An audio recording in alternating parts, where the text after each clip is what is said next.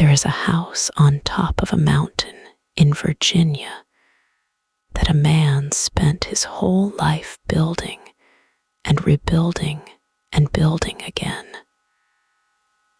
Before we go any further into this story, if you want a brand new American mystery every single night, subscribe.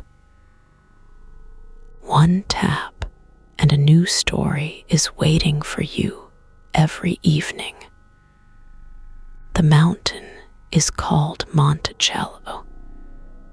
The man was Thomas Jefferson, and the house that sits up there, pale and domed and proud against the blue Virginia sky, holds one of the strangest and saddest stories this country has ever tried to forget.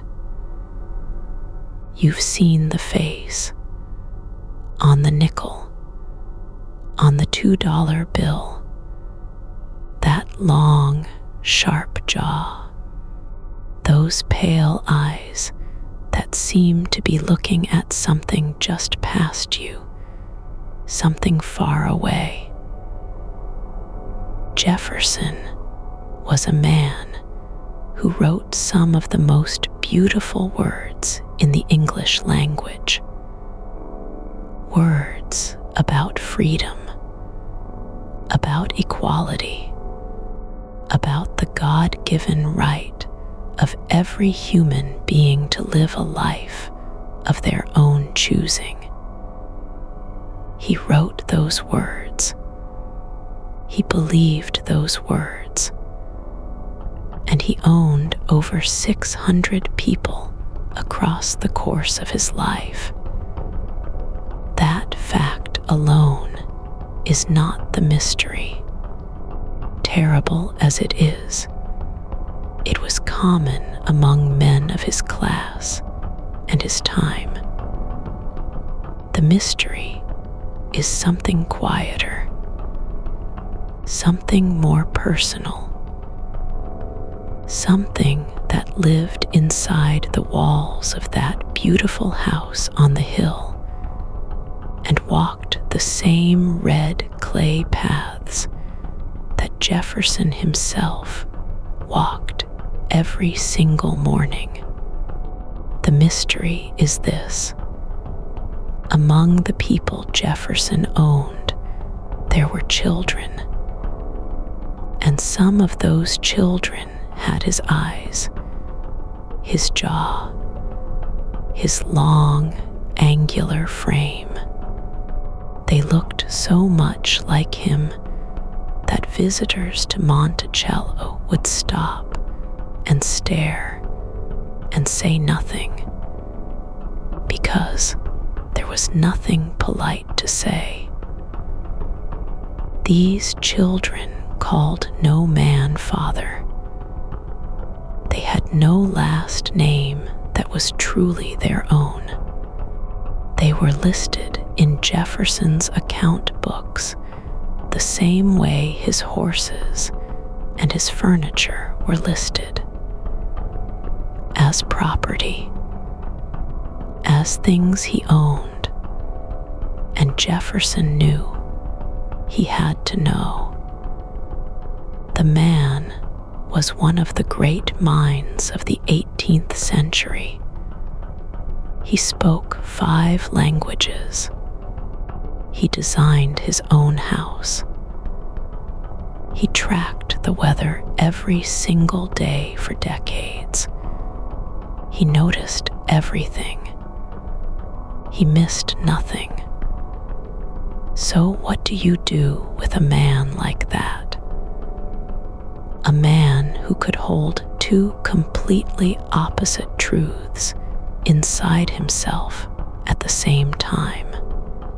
A man who wrote that all men are created equal, while his own children, his blood, lived in the quarters at the bottom of the hill and were not free to leave. That That is the question this story is going to sit with for a while. There is a particular kind of silence that settles over Monticello when the tour groups go home. The light goes amber and low.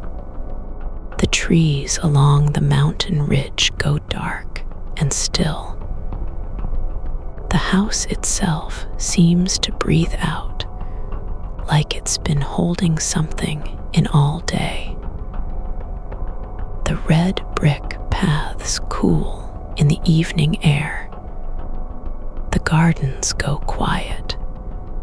And somewhere in that quiet, if you listen the right way, you can almost feel the weight of what happened here.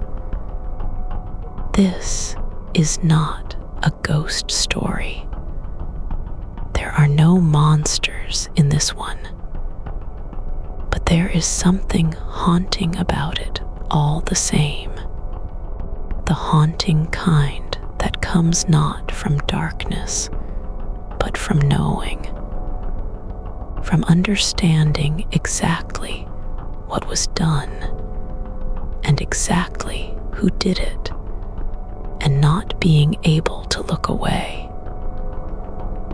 Jefferson died on July 4th, 1826, the same day as John Adams, 50 years to the day after the Declaration of Independence was signed. People called it a miracle, a sign from God, the perfect death for the perfect American life. But the people he owned did not go free when he died. Most of them were sold to pay his debts. The house went to strangers. The mountain went quiet, and the children who looked like him scattered. Some passed into white America and were never heard from again. Some stayed and kept their silence. One of them, a man named Madison, told his story to a newspaper reporter in 1873. He said plainly, in plain words, who his father was. Nobody believed him. Or maybe they believed him just fine and chose to look the other way. That story, Madison's story, and the stories of his brothers and sisters, is what we're going to follow tonight. It starts the way so many American stories start, with a man standing on a hill looking out at everything he owns and believing, truly believing, that he is a good man. The mountain is still there. The house is still there. And the story is still waiting to be told right.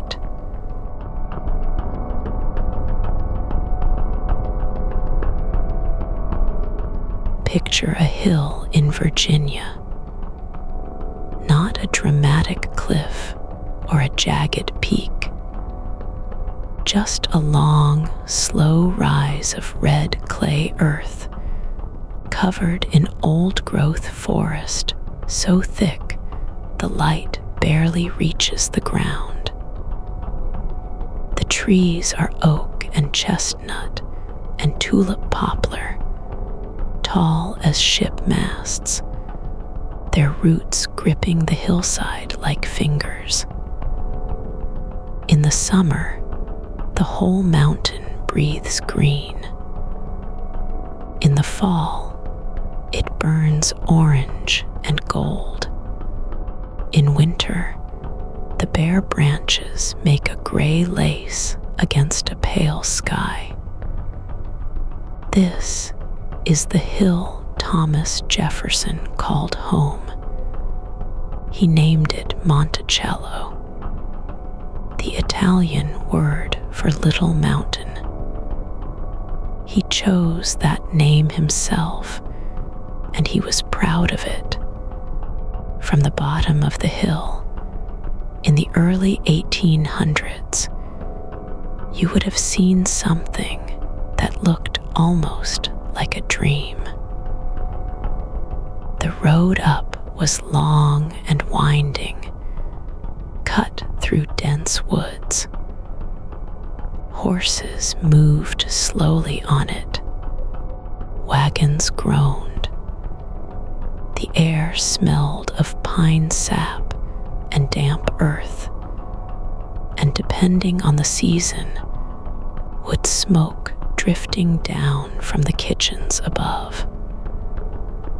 You would hear birds. You would hear the distant ring of a hammer on iron.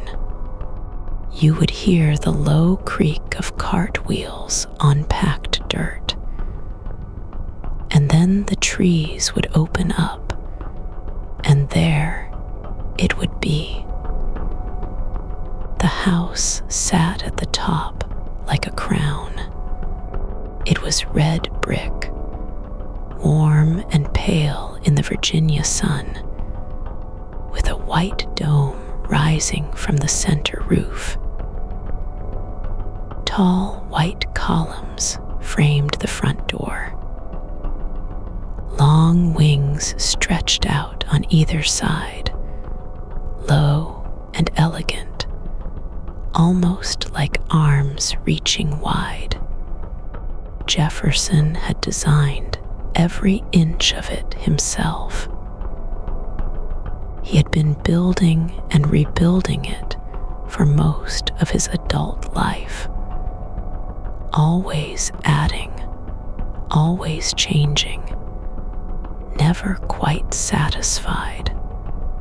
The house was a reflection of the man, brilliant, restless, always reaching for something just out of reach. The grounds around the house were manicured and precise. There were formal gardens laid out in neat rows, full of vegetables Jefferson had collected from around the world. Tomatoes, which most Americans still thought were poisonous. Figs and French beans, and a dozen kinds of peas. He kept careful notes on all of it in his small, slanted handwriting in leather-bound journals.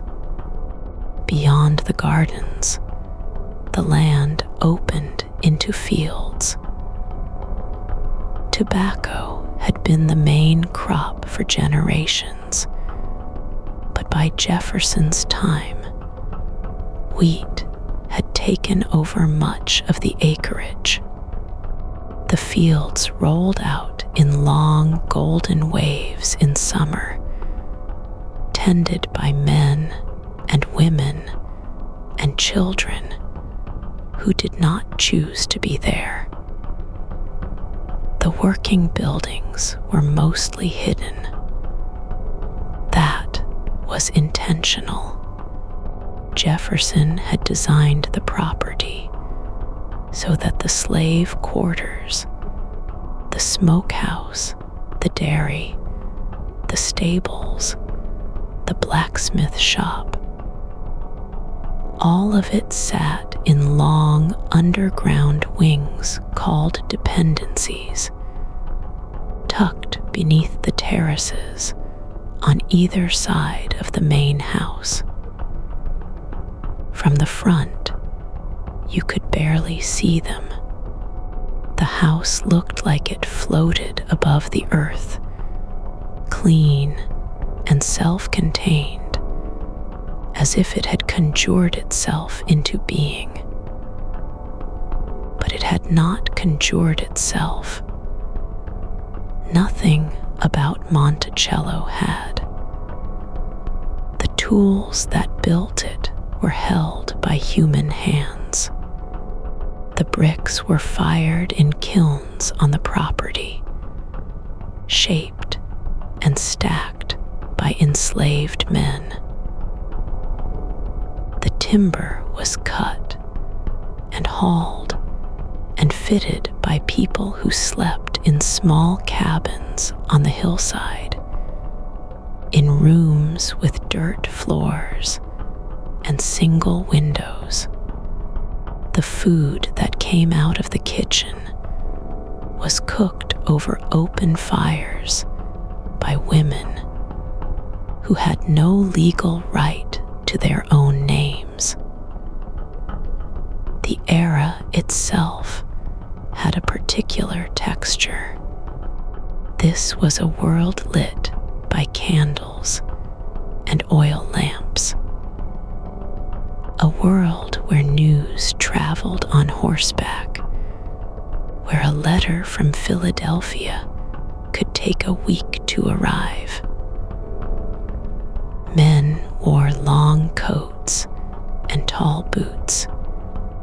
Women wore long dresses with high waists, their hair pinned up under linen caps. Children worked as soon as they were old enough to carry something. At night, Monticello glowed.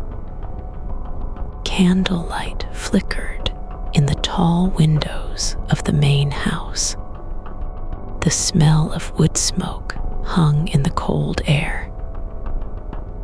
Down the hill, in the small cabins and the underground rooms, other fires burned lower, smaller, feeding fewer candles.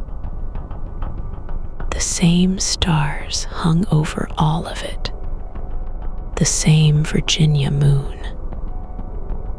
From the bottom of the hill at dusk, with the light going gold and the first stars coming out, the place looked like something out of a painting. It looked like order. It looked like beauty. It looked like the best idea of what America was supposed to be. That is what it looked like from the bottom of the hill.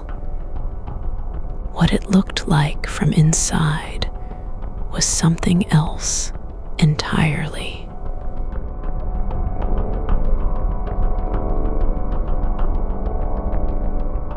"600 people lived and worked at Monticello. 600. Let that number sit with you for a moment. Most of them never chose to be there. Most of them were born into it, the way you're born into a family name or a piece of land. Monticello was not just a house on a hill. It was a world, and like most worlds, it ran on the labor of people who never got credit for building it. Start with the man at the center. Thomas Jefferson was tall, 6 feet 2 inches, which in the 1780s made him a giant in a room. He had reddish hair that faded sandy as he aged, pale skin, and sharp gray eyes that people said could read a book from across a table. He moved slowly, deliberately, like a man who had decided long ago that rushing was beneath him. He kept meticulous records. He wrote down everything: the weather each morning, the seeds he planted, the names of his horses, the dates his roses bloomed. He was a man who believed that if you paid close enough attention to the world, you could understand it completely. He was also a man who owed money his whole life and never quite paid it back. Now meet the people who made his world run. There was a man named George Granger, known at Monticello as Great George. He was the head overseer of the plantation's farm work, a position of real authority.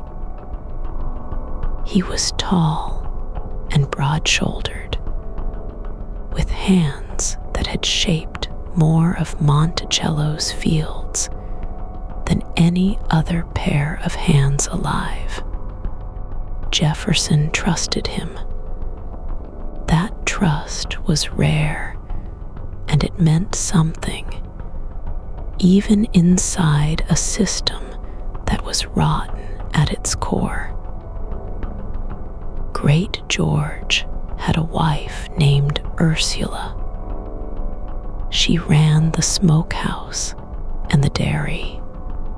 She preserved the meats, churned the butter, and kept the food stores that fed the whole mountain through the winter. She was the kind of woman who knew exactly how much salt pork was left in the barrel without looking. She kept the numbers in her head. She kept everything in her head. Ursula was, by any honest measure, the woman who kept Monticello fed. Their son Isaac was a tinsmith and a blacksmith. He had a forge. He made nails by the thousands. Jefferson sold those nails to neighbors and used the money to buy supplies. Isaac's hands were scarred from the fire and the metal. He worked from sunup to past dark. He was also one of the few enslaved people at Monticello who later told his story out loud and will come back to him. Then there was the Hemings family. The Hemings family was different from the other families at Monticello, and everyone on that mountain knew it. They held the skilled positions, the house positions, the positions closest to Jefferson himself. Elizabeth Hemings was the matriarch, the grandmother of the family. She had come to Monticello as part of Jefferson's inheritance when he married his wife Martha. Elizabeth was sharp, watchful, and quietly powerful in the way that only people who survive everything become powerful. Her children worked inside the house. Her son Robert was Jefferson's personal attendant for years, traveling with him, dressing him, standing beside him in rooms where decisions got made. Her son James trained as a chef in Paris, actual Paris, France, and came back to Monticello, cooking French food in a Virginia kitchen. Her daughter Mary worked in the house. Her daughter Critta worked in the house. And then there was Sally. Sally Hemings was Elizabeth's youngest daughter. She was described by people who knew her as strikingly beautiful, with long, straight hair and light skin. She was what people at the time called nearly white, a phrase that tells you everything ugly about how that world worked. She moved through Monticello quietly. She was a lady's maid, which meant she was close to the family, close to the children, close to the rooms where private things happened. Sally was also the half-sister of Jefferson's wife Martha. Same father, different mothers. That's the kind of detail that sounds impossible until you understand how plantation life actually worked. Martha Jefferson died in 1782. She was 33 years old. Jefferson sat by her bed for weeks. He was, by all accounts, devastated. He kept a lock of her hair for the rest of his life. He also kept Sally. These are the people. These are the names. Before anything else happens on this mountain, you need to know them, because what comes next only makes sense if you understand that these were real human beings, living real lives, inside a world that Thomas Jefferson built with their hands and never once gave back.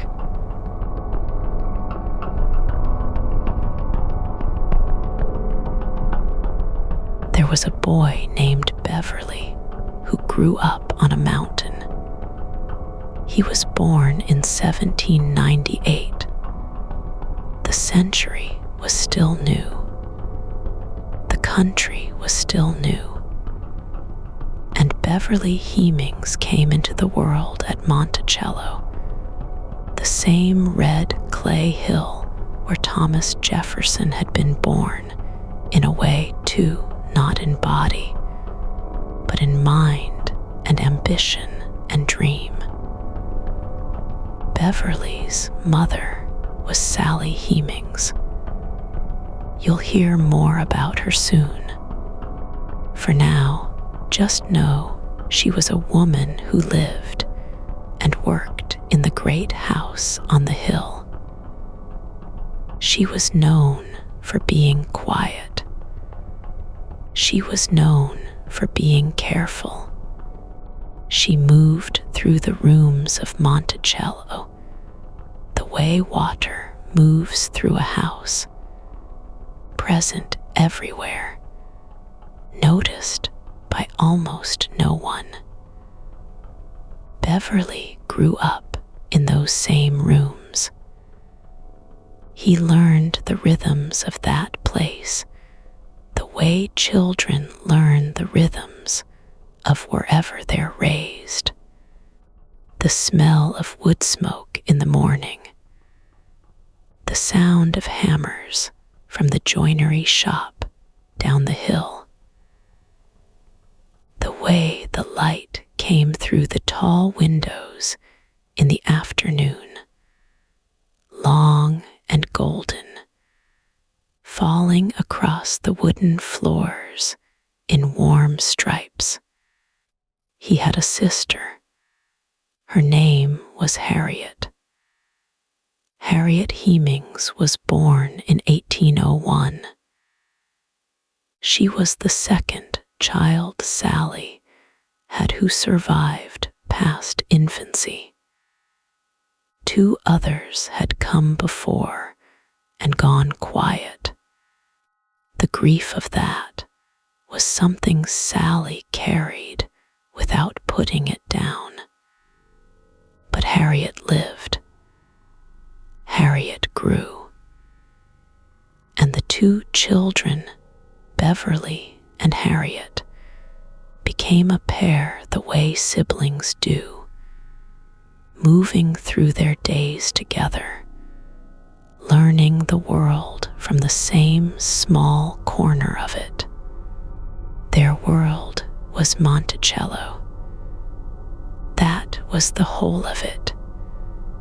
The house, the gardens, the long mulberry row where the trees grew in a line like patient old men, the vegetable garden cut into the south slope of the mountain, terraced and tended, running 300 yards along the hillside. Jefferson had designed it himself. He was proud of it. He grew English peas and sea kale and tomatoes when most Americans still thought tomatoes were poison. The children of enslaved people at Monticello worked. That was the truth of it. Small children ran errands. They carried water. They fanned flies away from the dining table.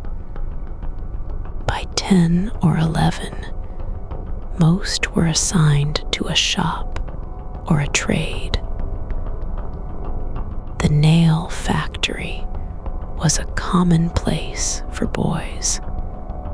They sat at their benches in the heat and made nails all day, hundreds of them, while Jefferson kept track of their output in his careful handwriting.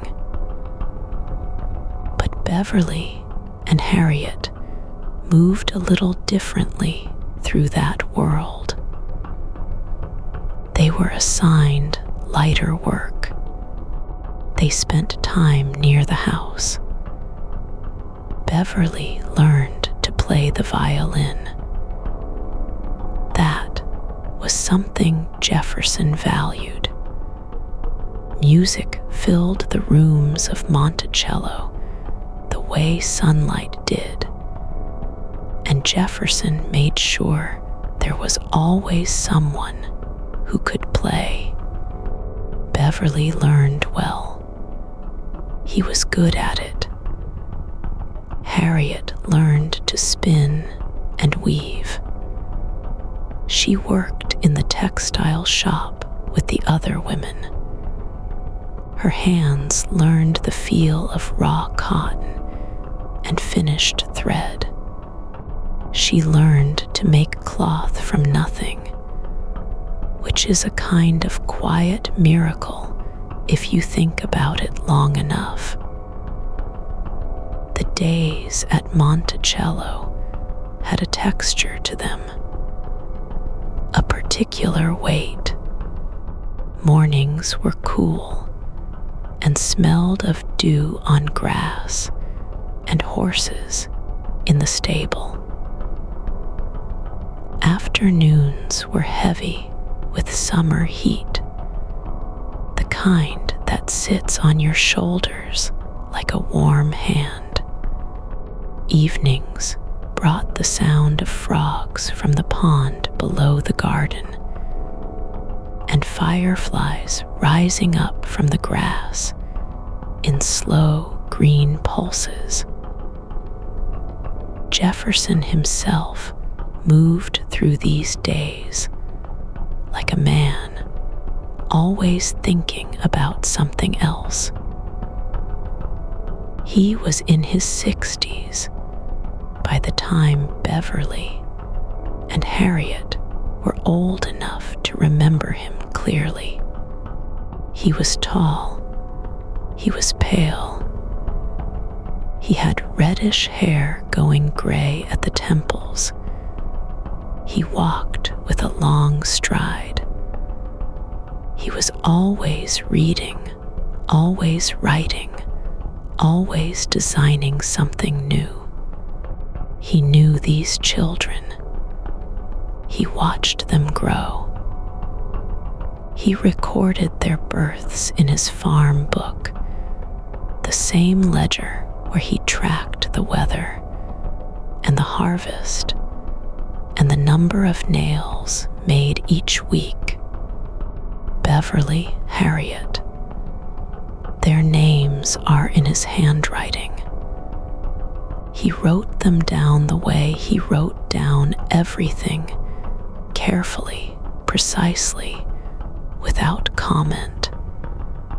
Just the name, just the date, just the fact of their existence, recorded in ink on paper, filed away with the rest of the ordinary business of the mountain. There was nothing in those entries that said who their father was. There didn't need to be. The mountain already knew.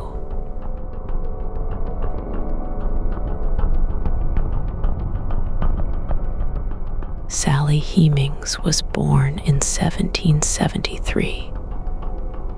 She was the daughter of a woman named Betty Hemings and a white man named John Wales. John Wales was Thomas Jefferson's father-in-law. That means Sally Hemings and Martha Jefferson, Thomas Jefferson's wife, were half-sisters. They shared the same father. They grew up on the same land. One of them was free. One of them was not. That is the first thing you need to hold in your mind. Sally grew up at Monticello. She was what people at the time called a house slave. She didn't work the red clay fields in the heat of summer. She worked inside, in the cool shadows of the great house. She helped with the children. She kept the rooms. She moved through the same hallways that Jefferson walked. She breathed the same air. She ate food cooked in the same kitchen. She was close, always close, but the distance between her world and his was wider than any field on that mountain. She was described by people who knew her as having long, straight hair the color of dark honey. Her skin was light. Her features were soft. People said she was beautiful in the way that made a room go quiet. She carried herself with a kind of stillness, the way still water carries the reflection of everything above it. In 1784, Jefferson sailed to France. He had been appointed minister to the French court. He took his eldest daughter, Patsy, with him. His younger daughter, Polly, stayed behind in Virginia for a time. When Jefferson finally sent for Polly, he needed someone to bring her across the ocean. He needed someone he trusted, someone from the house, someone who knew the children. He sent for Sally Hemings. Sally was 14 years old when she boarded a ship in Virginia and crossed the Atlantic. She arrived in London first, then traveled on to Paris. She was 14 years old, and she was crossing an ocean to reach a man who legally owned her. Think about what that crossing must have felt like. The gray-green water stretching in every direction. The creak and groan of the ship's wooden ribs. The smell of salt and tar, and the cold, wet wind off the North Atlantic. She had never left Virginia. She had never seen anything like that water. She arrived in Paris in the summer of 1787. Paris in that summer was a city on the edge of something enormous. The streets smelled of bread and horse and smoke. The buildings rose tall and pale against the sky, carved stone and iron railings and windows that caught the afternoon light like polished mirrors. The people dressed in colors that didn't exist in Virginia. Everything was louder, faster, stranger. It was a world that had nothing to do with red clay hills and tobacco fields and the long, quiet mornings on a Virginia mountain. Jefferson was 44 years old. Sally was 14. She moved into the household on the Champs-Élysées. She helped care for Polly. She learned some French. She was given a small wage, which was unusual, a kind of performance of normalcy in a country where slavery was viewed differently than it was back home. French law was complicated on the matter. There were people in Paris who told Sally that she had rights there, that the ground she stood on was not the same ground she had come from. She understood that. She was 14, but she understood that. And here is where the story shifts. Here is where the air in the room changes. Sometime during those 2 years in Paris, something happened between Thomas Jefferson and Sally Hemings. We don't know the exact moment. We don't know the exact season. We don't know what was said or what was not said. History didn't write that part down. The people who were there didn't leave a record that survived. Or if they did, it didn't survive in a place where anyone could find it. What we know is what came after. What we know is that Sally Hemings returned to Virginia in 1789. She was 16 by then. She was pregnant. She carried that child across the same ocean she had crossed 2 years before, back toward the mountain, back toward the red clay and the long green fields, and the house that sat at the top of the hill like a crown. She came back. She didn't have to. That is the part that stays with you. She came back, and she brought something with her that would take 200 years to fully understand.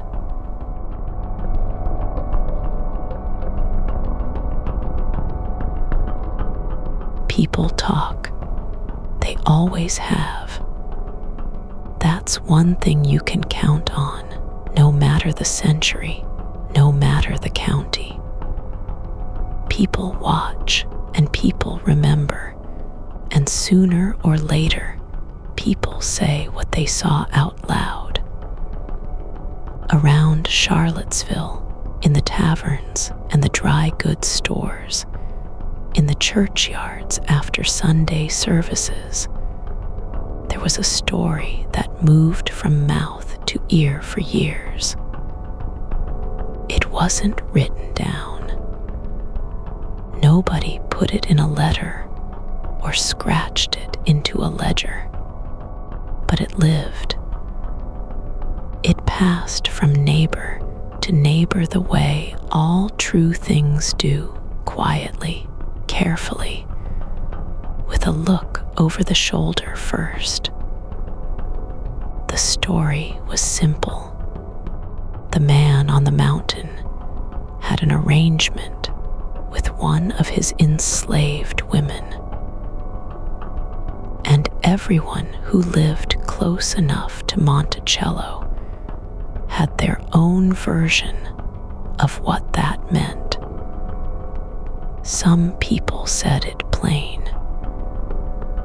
They said Thomas Jefferson and Sally Hemings had been together for years. They said the children born in that house, with the light skin and the straight features, were his. They said you only had to look at them to know. Other people said nothing at all.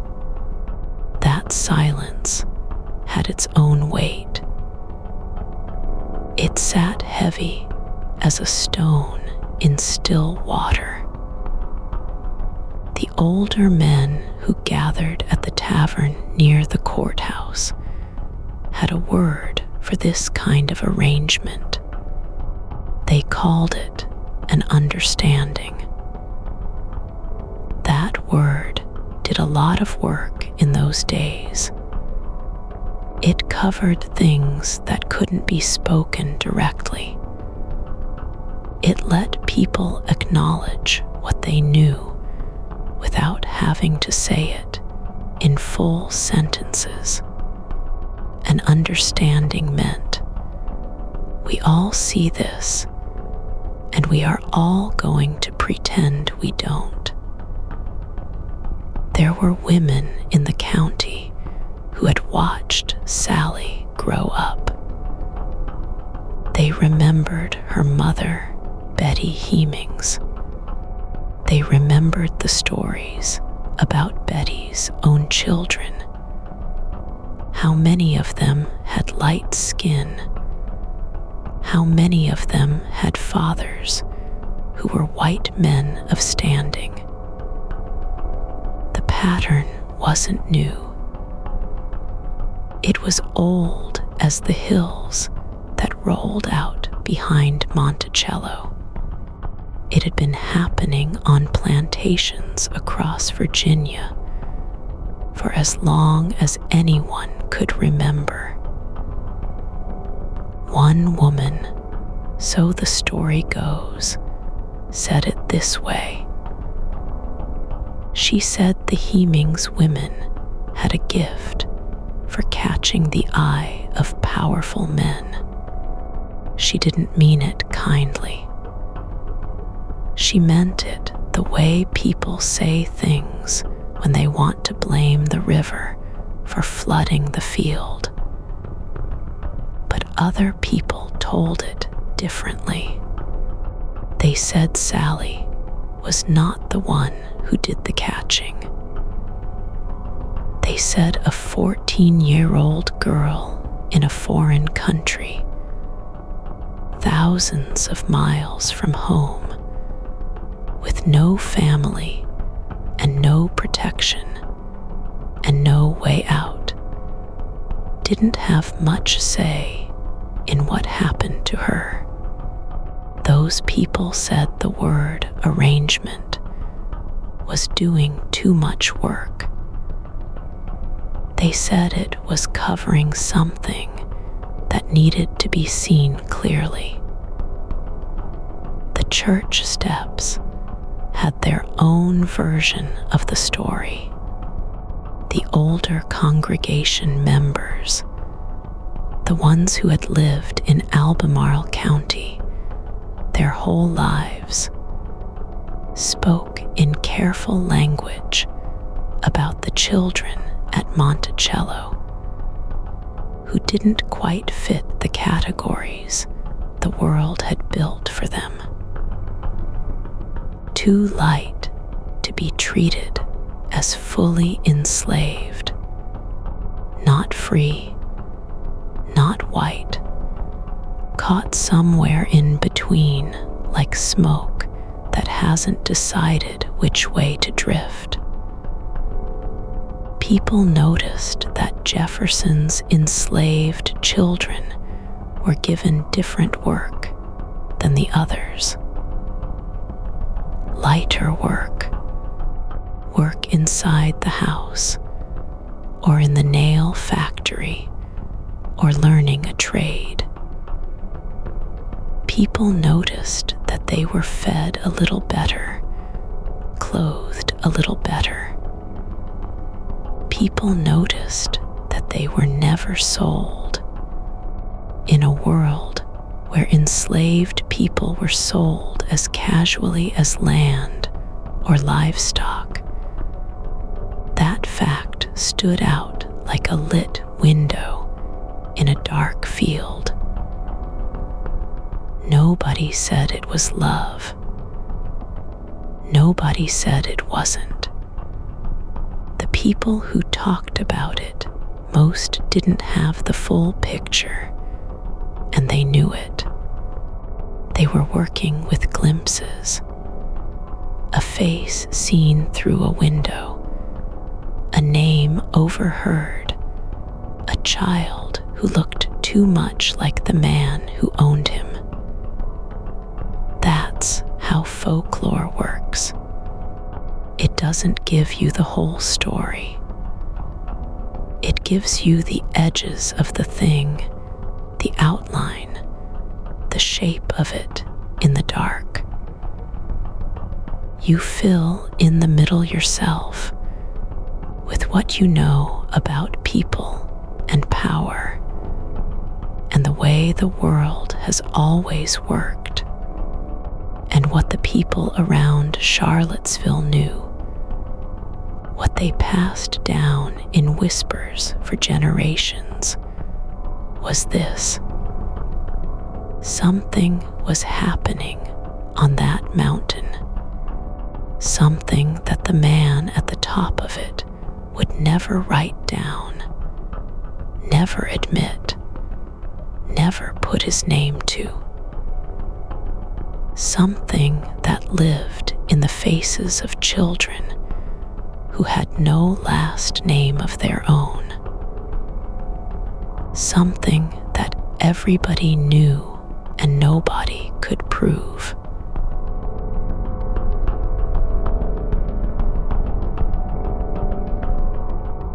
To understand what happened at Monticello, you have to go back further. You have to cross an ocean. You have to stand in a city made of pale stone and gray light, where the streets smell of bread and river water, and old wood smoke. You have to stand in Paris in the year 1787 and watch a young woman step off a ship for the first time in her life. Her name was Sally Hemings. She was 14 years old. Jefferson had been living in Paris for 2 years by then. He was the American minister to France, which is a fancy way of saying he was the face of the new United States in one of the most powerful cities on earth. He lived in a grand house called the Hotel de Langique on the edge of the Champs-Élysées. The ceilings were high. The windows were tall. Light fell through them in long golden sheets every morning. He was a widower. His wife, Martha, had died 5 years before. He grieved her deeply, people said. He never remarried. Sally came to Paris as a companion to Jefferson's youngest daughter, Polly. She was there to help a child feel safe in a strange place. That was her job. She was enslaved, which meant she had no choice in the matter. She crossed the Atlantic because someone told her to. But something happened in Paris that changed everything. Here is what makes Paris different from Virginia. In France, in 1787, Sally Hemings was not legally enslaved. French law did not recognize slavery the way Virginia law did. There were French legal advocates who helped enslaved people brought to France claim their freedom. Sally could have walked out of Jefferson's house and asked for her freedom, and French courts might well have given it to her. She knew this. People close to the situation later said she knew this very clearly. Jefferson knew it too. So when Jefferson prepared to return to Virginia in 1789, he had a problem. Sally was pregnant. The child she carried was his, and she had the legal standing right there on French soil to refuse to go back, to stay, to be free. What happened next is one of the quieter turning points in this whole story. Sally agreed to return to Virginia. She got on the ship. She crossed the ocean again and went back to Monticello, back to the mountain, back to the life she had been born into. But she did not do it for nothing. According to her son Madison, who told his story decades later, Sally made Jefferson promise something before she agreed to leave France. She asked for what she called extraordinary privileges. She asked that her children be freed when they turned 21. Jefferson agreed. That was the arrangement. That It was the deal made on French soil between a man who held all the power and a young woman who, for one brief window of time, held a little power of her own. You have to sit with that for a moment. She was 16 years old. She was standing in one of the great cities of the world. She was carrying a child, and she was negotiating. She was thinking ahead, past herself, to the children who would come after her.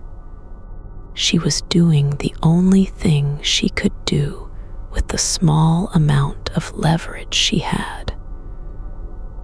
The child she was carrying when she left Paris did not survive, but she had 4 more children after that. Beverly, Harriet, Madison, Eston, and Jefferson, by most accounts, kept his word.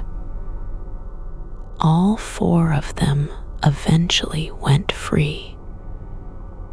Paris matters because it is where the terms were set. It is where the shape of this arrangement was decided, not in Virginia, not on the mountain, not in the shadow of the big house. It was decided in France, in a city where Sally Hemings briefly had something close to a choice. There is something almost unbearable about that. The fact that freedom was right there within reach, and she traded it. Not because she was foolish, not because she didn't understand, but because she was thinking about her children, because she made a calculation that a mother makes, and she decided that a promise about the future was worth more than her own freedom in the present. She was 16 years old when she made that choice. The ship carried her back across the gray Atlantic. The coast of Virginia rose up out of the water. The mountain was waiting, and the life she had agreed to return to closed around her again, like water closing over a stone.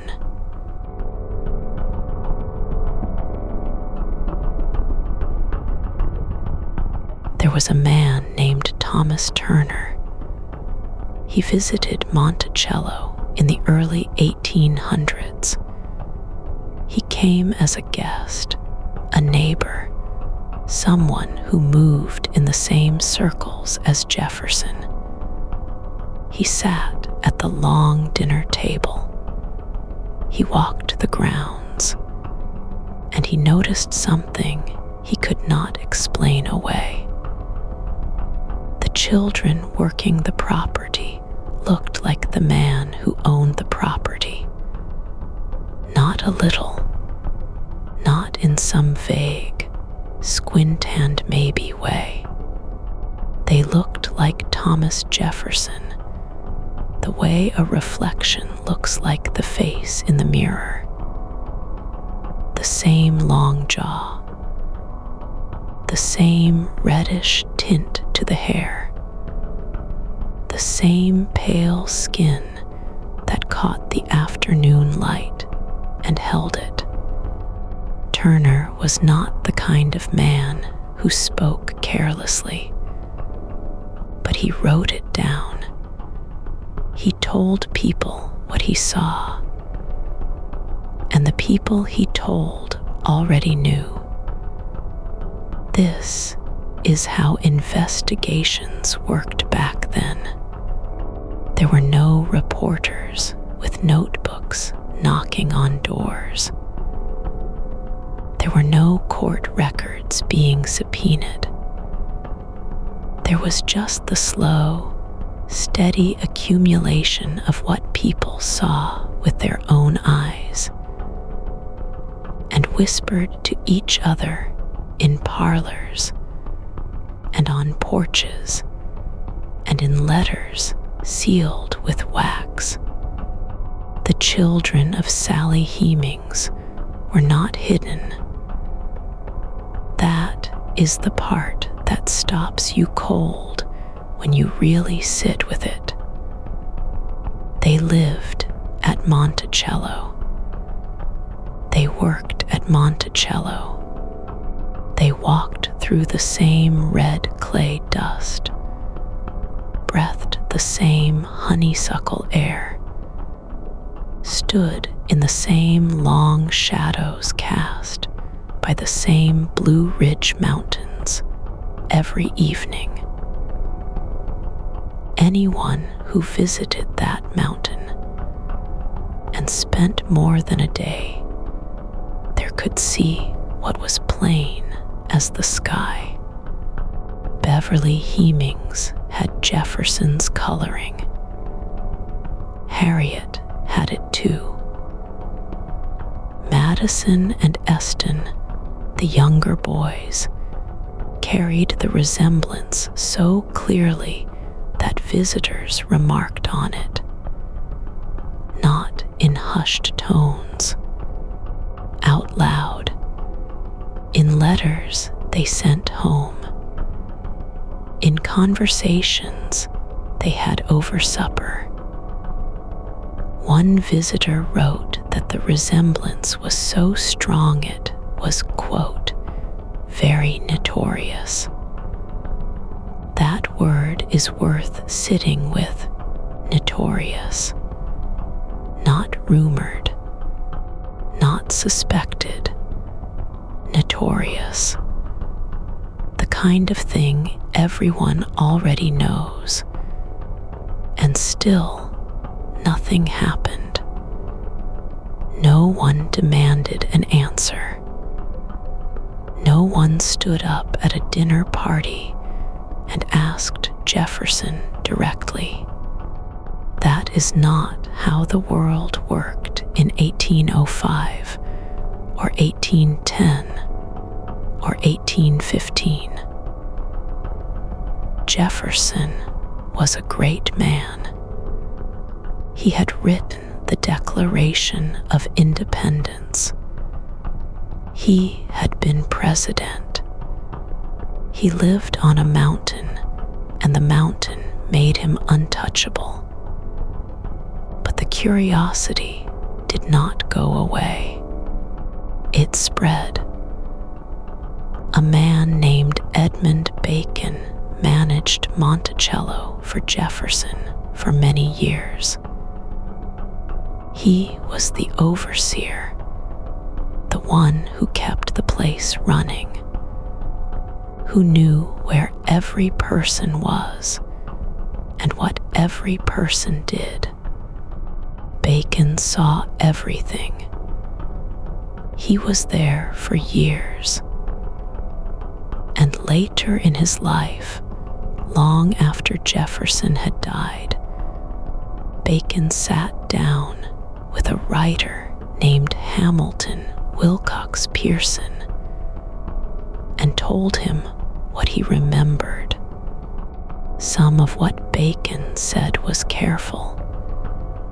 Some of it was evasive, but some of it was startling.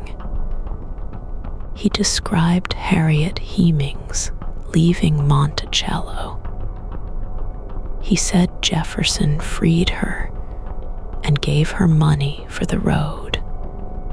He said she was, in his words, nearly as white as anybody.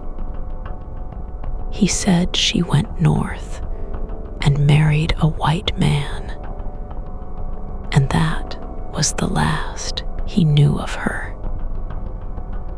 Bacon also said something that historians have argued over ever since.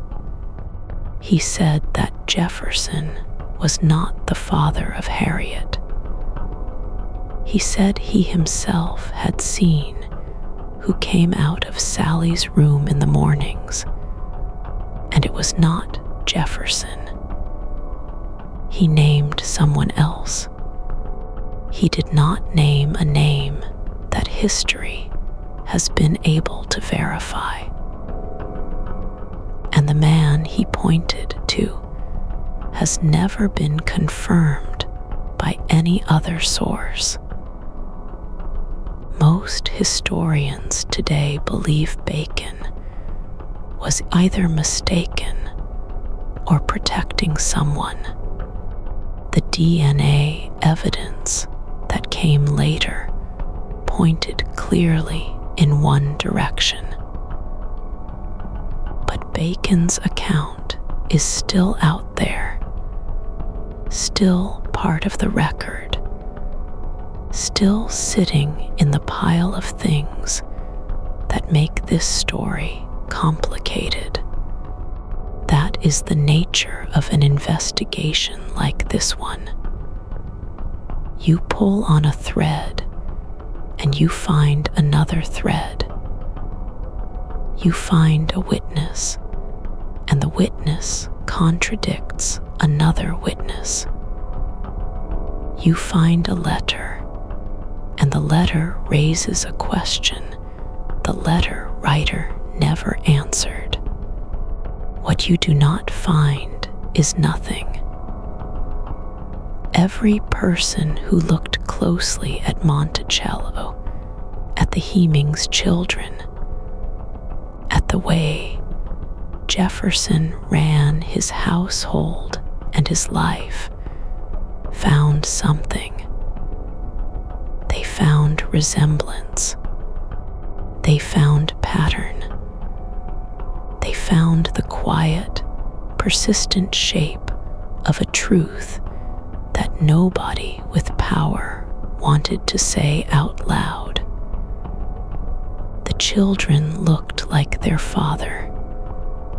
Everybody saw it. And the mountain kept its silence anyway.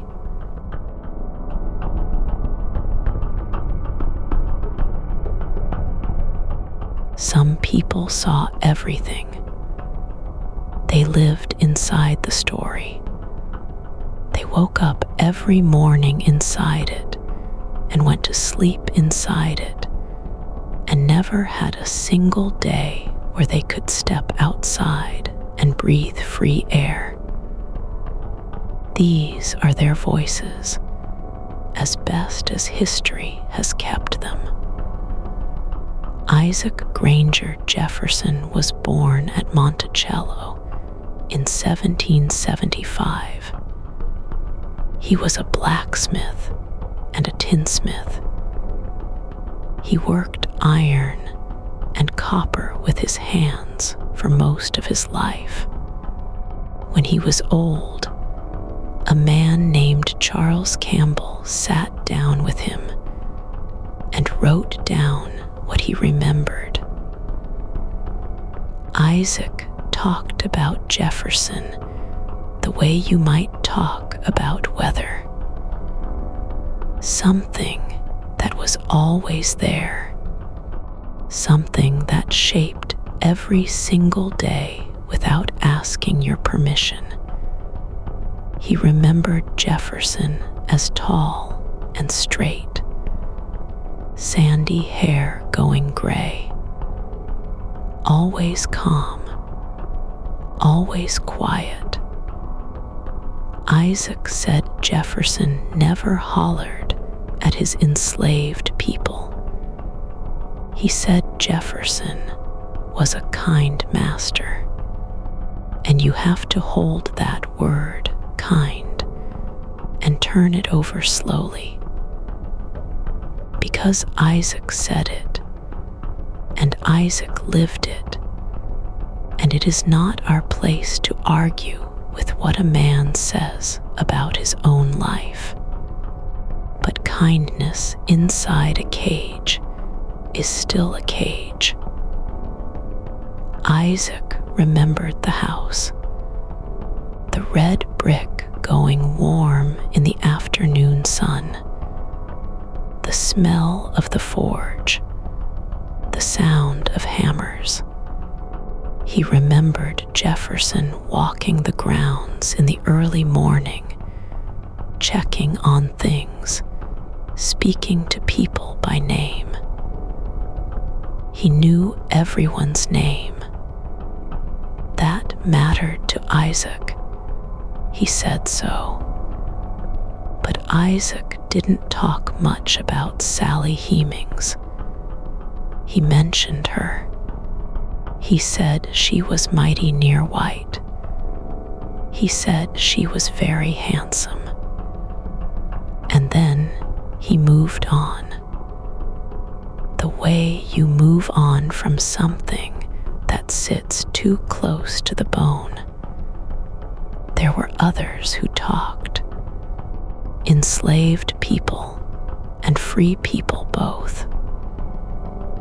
A man named Edmund Bacon managed Monticello for many years. He was white. He was Jefferson's overseer. He saw things. After Jefferson died, Bacon gave an interview too. He said he saw a man leaving Sally Hemings's room early in the morning. He said it wasn't Jefferson. He said that plainly.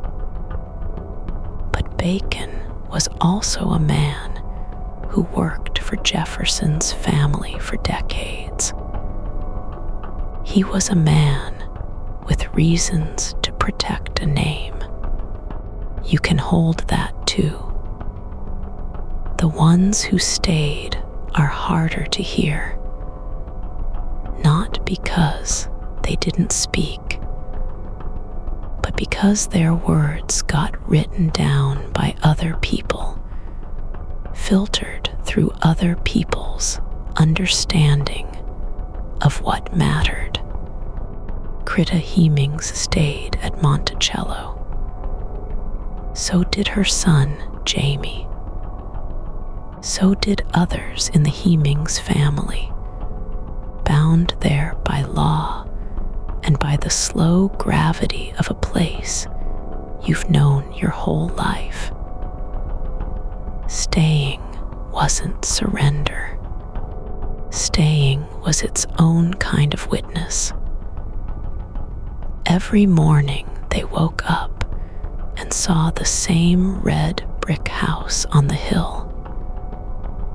Every morning they knew what they knew, and they kept knowing it quietly for years and years.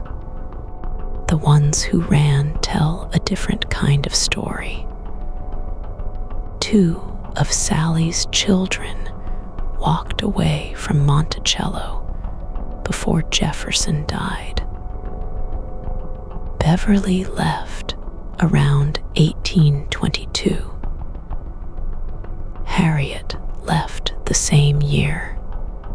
Jefferson's farm book, the ledger where he recorded everything about his enslaved people, simply notes that they ran. No pursuit. No reward offered. No advertisement in the newspaper asking for their return. For a man who tracked every nail and every bushel of wheat, the absence of any effort to find them is its own kind of statement. Edmund Bacon later said Jefferson told him to let Harriet go, to give her $50 and put her on a stagecoach heading north. $50, a stagecoach ticket, and a new life waiting somewhere in the white world where nobody would ask questions about a light-skinned woman with good manners and no past. Beverly and Harriet both passed into white society. They married white. They had children who grew up white. They took new names or let old names fade. They became Americans in the way America said you had to become, which meant leaving behind everything that came before. What did they carry with them? What did they think about on that stagecoach, watching Virginia fall away behind them? Did they think about their mother, still back on the mountain? Did they think about their brothers, Madison and Eston, who stayed a while longer? Did they think about the man in the red brick house who was their father and their owner both, and who let them go without ever once saying out loud why? We don't know. We have the ledger. We have the $50. We have the stagecoach heading north. And we have the silence that came after, which lasted for generations and still hasn't fully broken.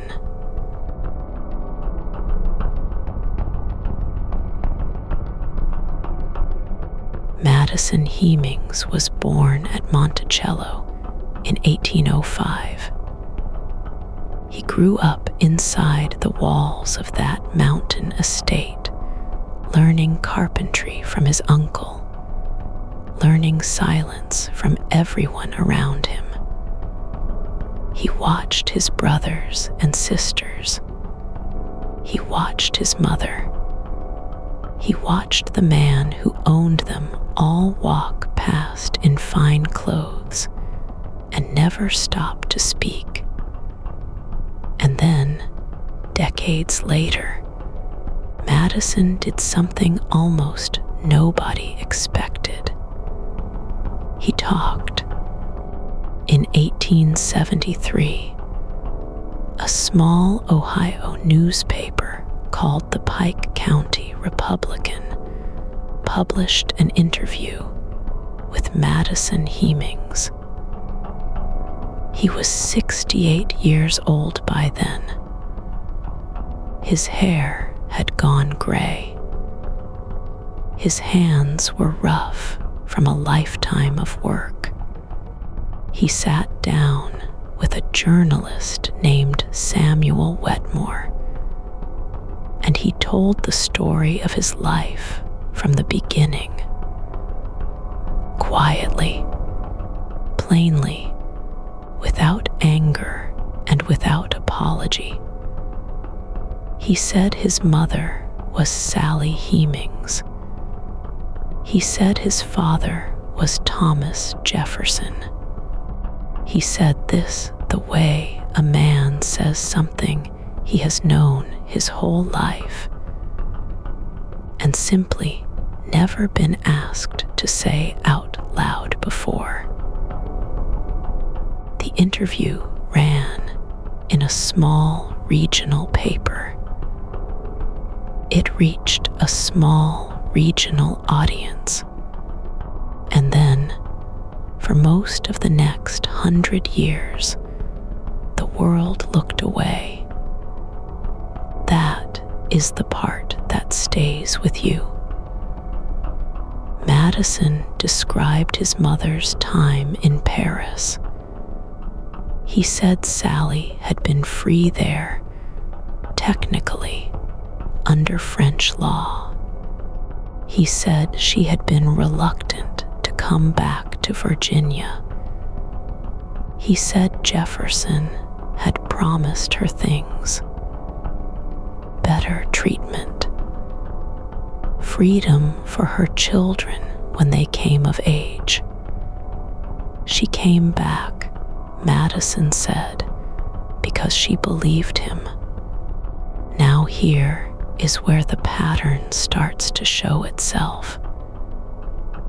Madison's account matched things that other people had said.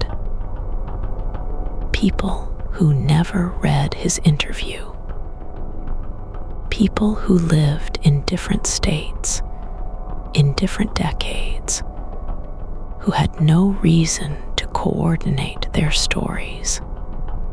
The details rhymed in ways that are hard to explain away.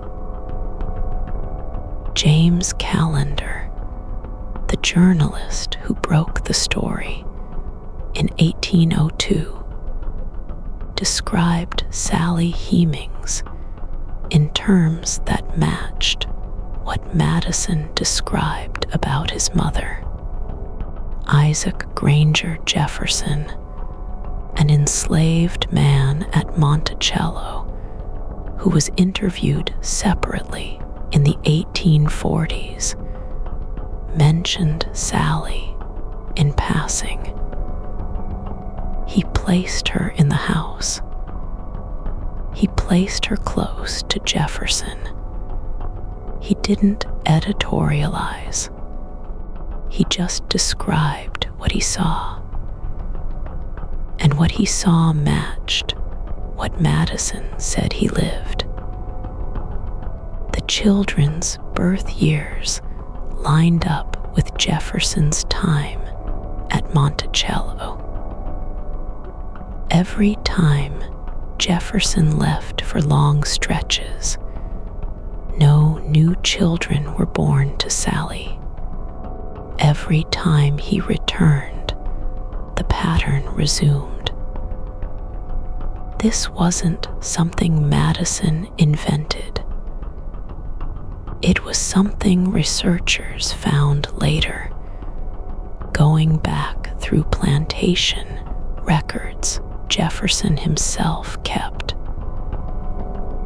The man was meticulous about records. He wrote down the births of enslaved people the way a farmer writes down the births of livestock. And those dates told a story he never intended to tell. Madison also described the household in ways that matched the physical layout of Monticello. He described his mother's room. He described the passages between buildings. He described where people slept and where they worked and how the days moved. These were not the details of someone making something up. These were the details of someone who had lived inside a place for years and carried the memory of it in his body. He named his siblings. He described what happened to them. He said Beverly and Harriet were allowed to leave and pass into white society. He said Eston eventually did the same. He said he himself chose to stay, to remain known as who he was, to carry the name Hemings into the open air. That choice cost him something. White America in 1873 was not interested in a black man claiming Thomas Jefferson as his father. The story was inconvenient. It complicated the monument. Jefferson was already carved into the national imagination as something close to sacred. Madison Hemings was just an old carpenter in Ohio with a story that made people uncomfortable. So they called him unreliable. They called Wetmore, the journalist, a political opportunist. They said the interview was fabricated or exaggerated or both.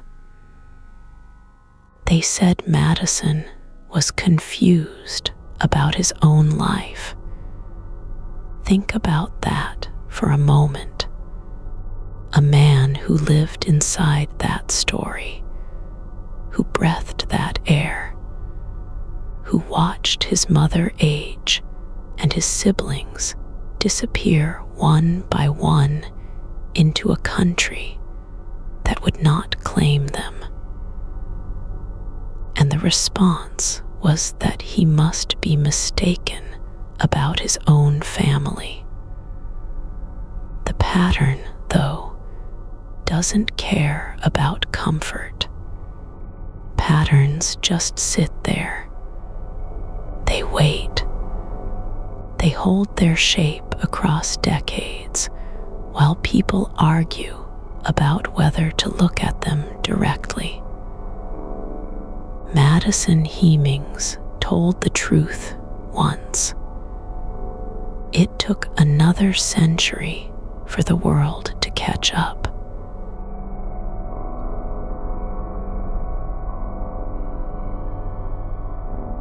There was a man named James Callender, and in the summer of 1802, he sat down and wrote something that nobody else had been willing to write. Callender was not a gentle man. He was a journalist in Richmond, Virginia, and he had a reputation for saying ugly things in print. He had worked for Jefferson once, years earlier.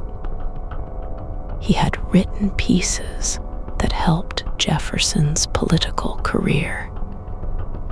He believed Jefferson owed him something for that work. A government job, maybe. Some kind of reward. Jefferson never gave it to him, and Callender never forgot. So, in September of 1802, Callender published a story in a Richmond newspaper called The Recorder. The paper was small. The ink was cheap. The pages were thin as dried leaves. But the words on those pages hit the country like a stone dropped into still water. He wrote that Thomas Jefferson, President of the United States, kept a woman at Monticello. He named her. He called her Sally. He wrote that she had children and that those children belonged to Jefferson. He wrote it plainly, without softening it, without hiding behind careful language. He just said it. The story spread fast. Other papers picked it up. Some mocked it. Some repeated it. Some wrote poems about it, cruel little rhymes that circulated through taverns and parlors from Boston to Savannah. The name Sally Hemings moved through the country on the wind that year, whispered and shouted and sung in places Jefferson would never see. Jefferson never responded. Not publicly. Not once. He never wrote a letter denying it. He never gave a speech. He never asked a friend to speak on his behalf. He stayed up on his mountain, and he let the silence speak for him. Or maybe the silence said nothing at all. Maybe that was the point. His supporters did respond, though. They called Calendar a liar. They called him a drunk, which he was. They said the story was a political attack invented to damage a sitting president. They pointed to his grudge, his bitterness, his history of writing scandalous things about powerful men. They said the whole story was mud thrown by a man with dirty hands. And some of that was true. Calendar was bitter. He did have a grudge. He was not writing this story out of some deep love of justice. He was writing it because he wanted to hurt Jefferson. The motive was revenge, plain and simple. But here is the thing about a story told for the wrong reasons. It can still be true. Calendar wrote that Sally Hemings had a son named Tom. He described the boy as resembling Jefferson closely. He gave details that were specific enough to check.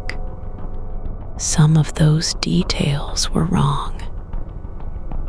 Historians later found errors in what he wrote. But the core of it, the central claim, the thing that made people go quiet in their chairs when they read it, that part held up. It held up for 200 years. What Calendar did, whether he meant to or not, was force the story into the open.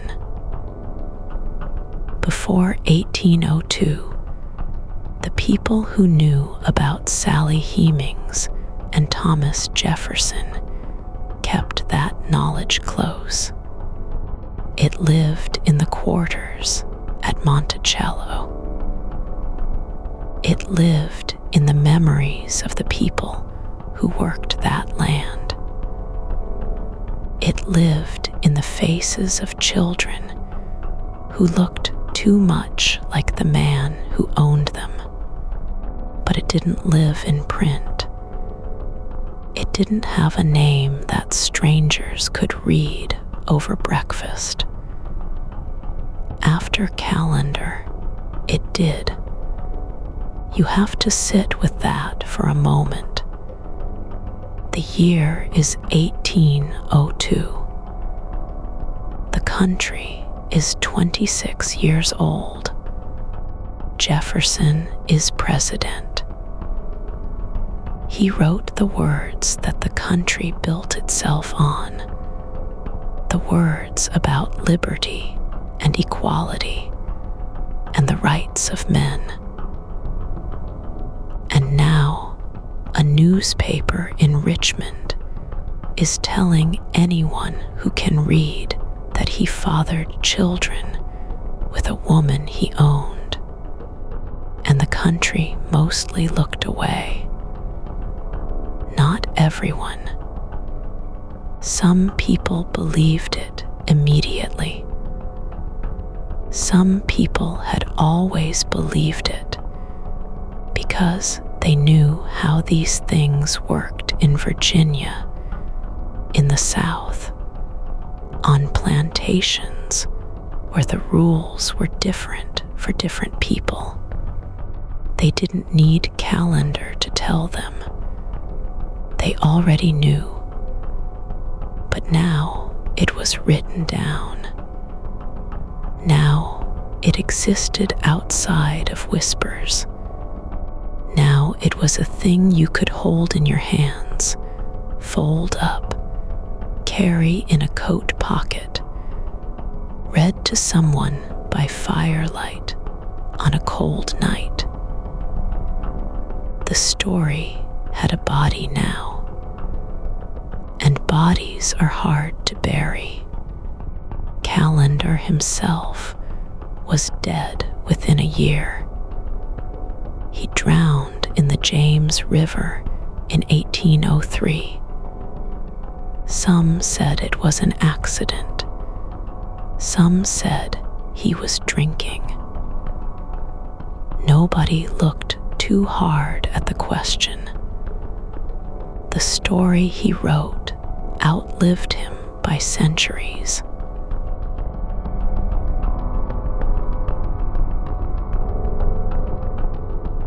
Here is the thing that doesn't add up.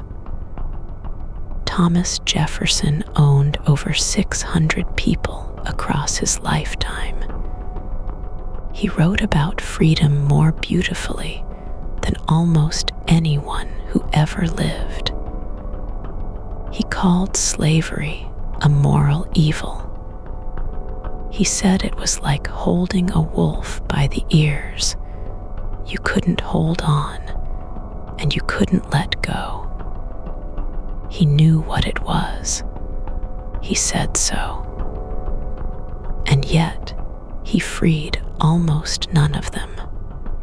In his entire life, Jefferson formally freed only a handful of enslaved people. Just a few out of hundreds. The man who wrote that all men are created equal looked at the people around him every single day and kept them in chains. That is its own kind of mystery. But it's not the detail we're here for tonight. The detail we're here for is smaller and stranger. Jefferson freed 5 people in his will.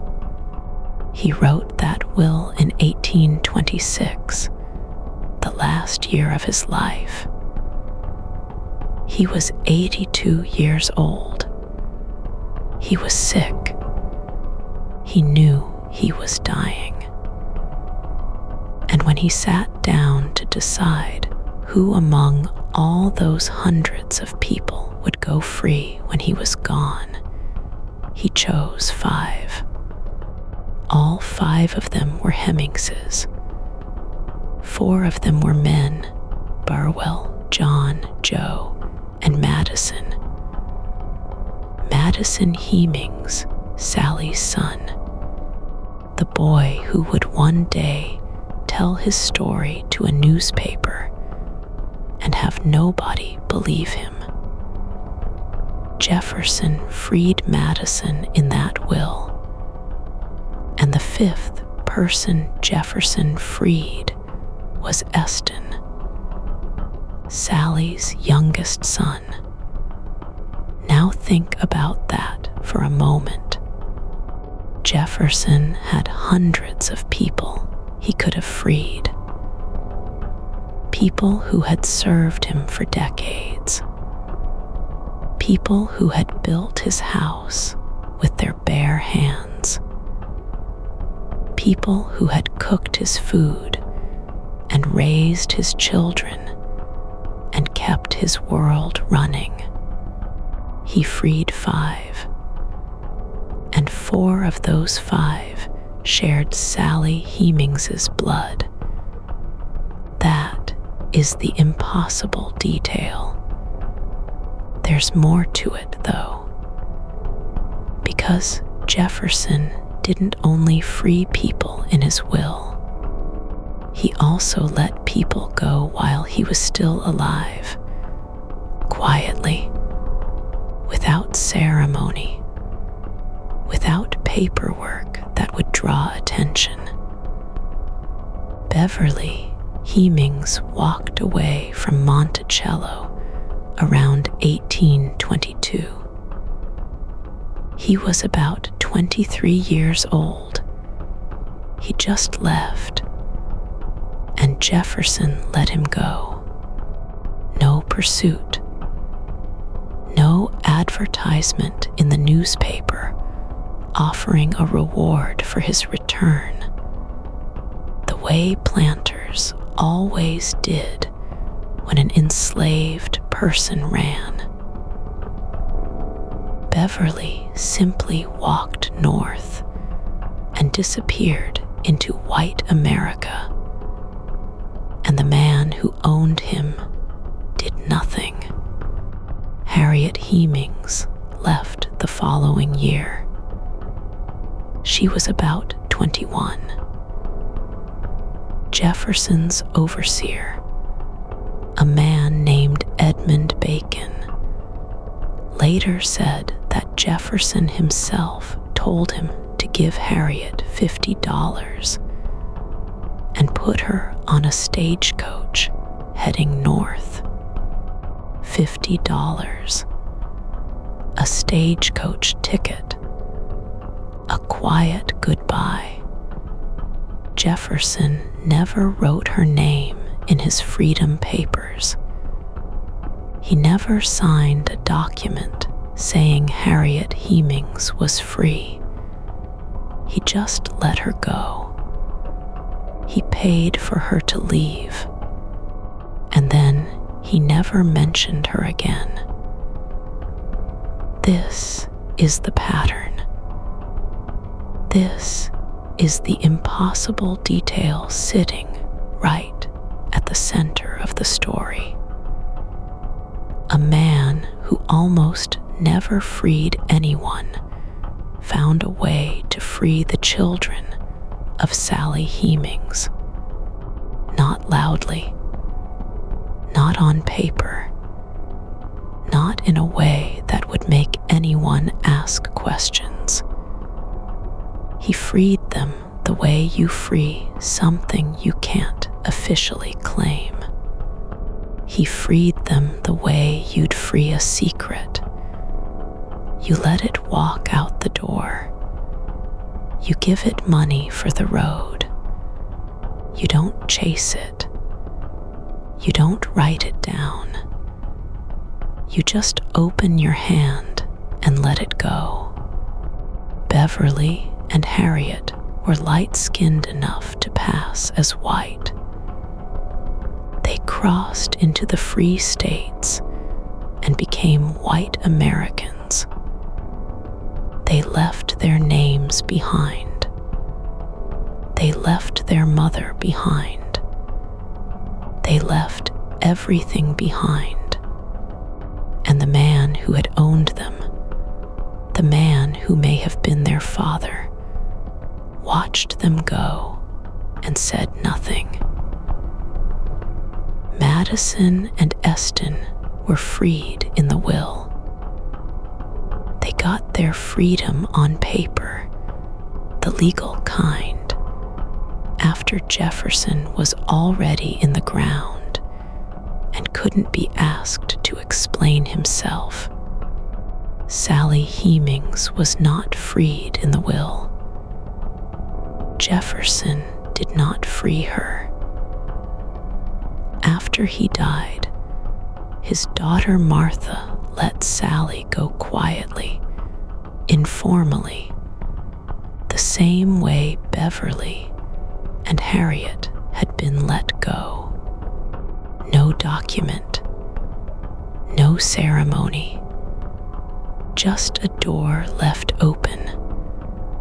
The woman at the center of all of it walked out last, and Jefferson, who had written more words than almost any man of his time, left not one word about any of it.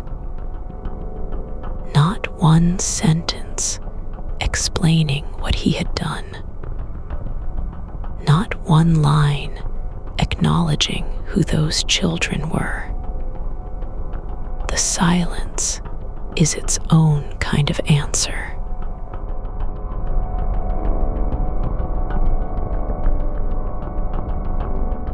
Some people heard the story and shook their heads. They said it wasn't true. They said it couldn't be true.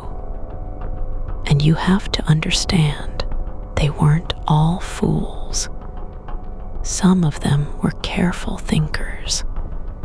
Some of them loved history deeply. They had reasons for their doubt, and those reasons deserve a fair hearing. The skeptics pointed to the source. James Callender, the man who broke the story in 1802, was a drunk and a political enemy. He had a grudge against Jefferson. He wanted to hurt him. That part is true. Callender was not a noble man. He was bitter and angry and looking for blood.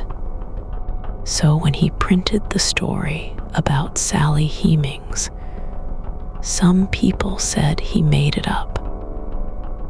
They said a man like that couldn't be trusted. And that argument has weight. They also pointed to the silence. Jefferson never confirmed it. Not once. Not in a letter. Not in his private notes. Not in the thousands of pages he wrote over his long life. A man who wrote about nearly everything wrote nothing about this. The skeptics said that silence was proof. An innocent man, they argued, would have nothing to confess. There were also Jefferson's nephews, Samuel and Peter Carr, two young men who lived at Monticello and had access to the enslaved quarters. Some of Jefferson's defenders pointed at them. They said the Carr brothers were the real fathers of Sally's children. They said Jefferson was being blamed for something his nephews did. This theory held on for a long time. It felt like a clean answer. It gave people a way to protect the man on the mountain. And then there were the numbers. Jefferson's defenders counted up the years. They looked at his travel records. They looked at when he was home and when he was away. They said the timing didn't always line up. They said the evidence was thin. They said you couldn't convict a man on rumor and gossip and the word of a reporter with a vendetta. These are real arguments. You should sit with them for a moment. Because the people who made them weren't all trying to lie. Some of them genuinely believed Jefferson was innocent. Some of them had studied his life for decades and could not square the man they knew with the story being told. But here is where the skeptics go quiet. Madison Hemings told his story in 1873. He was an old man by then. He had no political enemies. He had no grudge. He had no reason to lie. He named Jefferson as his father plainly and without drama. He described the arrangement his mother had made in Paris. He described the promises Jefferson gave her. He described growing up at Monticello, learning carpentry, watching his siblings leave one by one. He told the story the way a man tells the truth, without decoration, without rage, without anything to gain. The skeptics said Madison was mistaken. They said his mother had told him a story that wasn't true. They said Sally had invented the connection to Jefferson to give her children a kind of dignity. That is a painful argument to make. It asks you to believe that an enslaved woman lied to her own children about who their father was. It asks you to believe she chose Jefferson's name, of all names, as a fiction. And then there is the thing the skeptics truly cannot explain. The children walked away free. Not just free, they walked into white America and disappeared. Beverly and Harriet passed. They crossed a line that almost no one crossed. They became white. They built white lives. They married white spouses. They raised children who never knew the word Monticello. That kind of freedom didn't come from nowhere. It didn't come from good luck. It came from a specific decision made by a specific man with the power to make it. Jefferson freed them quietly, without paperwork, without announcement. He let them go. He looked the other way when they left. And the skeptics have never found a clean explanation for why he would do that. Why those children? Why that silence? Why that careful, deliberate, wordless release? The Carr brothers' theory collapsed in 1998 when DNA testing showed no Carr family connection to the Hemings line. The clean answer turned out not to be clean at all. What the skeptics built was a wall, and it held for a long time. But walls have gaps, and the gap in this one is shaped exactly like a man who freed his children without ever saying their names out loud.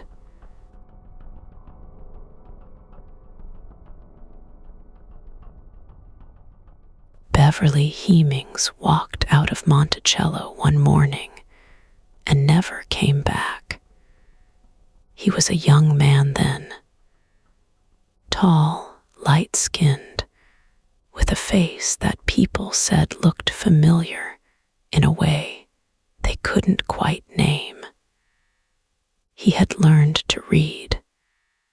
He had learned to play the violin. He had spent his whole life inside a world that called him property, even though his blood told a different story. When he left, nobody chased him. That was the arrangement. That was the quiet agreement that didn't need to be written down anywhere, because writing it down would have made it real in ways that certain powerful people couldn't afford. Beverly walked north. He crossed into free territory, and then he did something that took a particular kind of courage, or maybe a particular kind of grief. He changed his name. He stepped into white America and closed the door behind him. Gone. Just like that. The people who believe this story really believe it in their bones. They don't need a document to tell them what happened. They have something older than documents. They have the shape of the thing. They have the way it fits together when you hold all the pieces up to the light. Madison Hemings told his story in 1873. He was an old man by then, living in Ohio, far from Virginia. He sat down with a journalist named S.F. Wetmore, and he told it plain. No drama. No anger that you could hear in the words. Just the facts as he knew them, passed down from his mother, carried in his memory like stones in a coat pocket. He said Beverly left. He said Beverly passed into white society and married a white woman. He said Beverly was never heard from again by the family he left behind at Monticello. That's a particular kind of loss. Not death, not distance exactly. Something harder to name. A brother who chose survival over identity, and who probably spent the rest of his life holding very still, hoping no one looked too closely at his face. The believers sit with that. They don't flinch from it. They understand that Beverly wasn't running from his family. He was running from a legal category. He was running from a word, enslaved, that had been placed on him before he could speak, before he could walk, before he had any say in the world at all. He shed that word the only way he could. He shed the name that came with it. The believers are the ones who read Madison's account and feel the weight of it settle into them like cold air coming under a door. They're the ones who notice that Madison named his children after his brothers and sisters,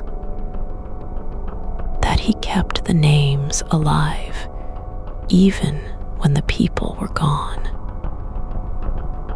that he understood something about memory that the skeptics never quite grasped. Memory is not the same as proof, but But memory is not nothing.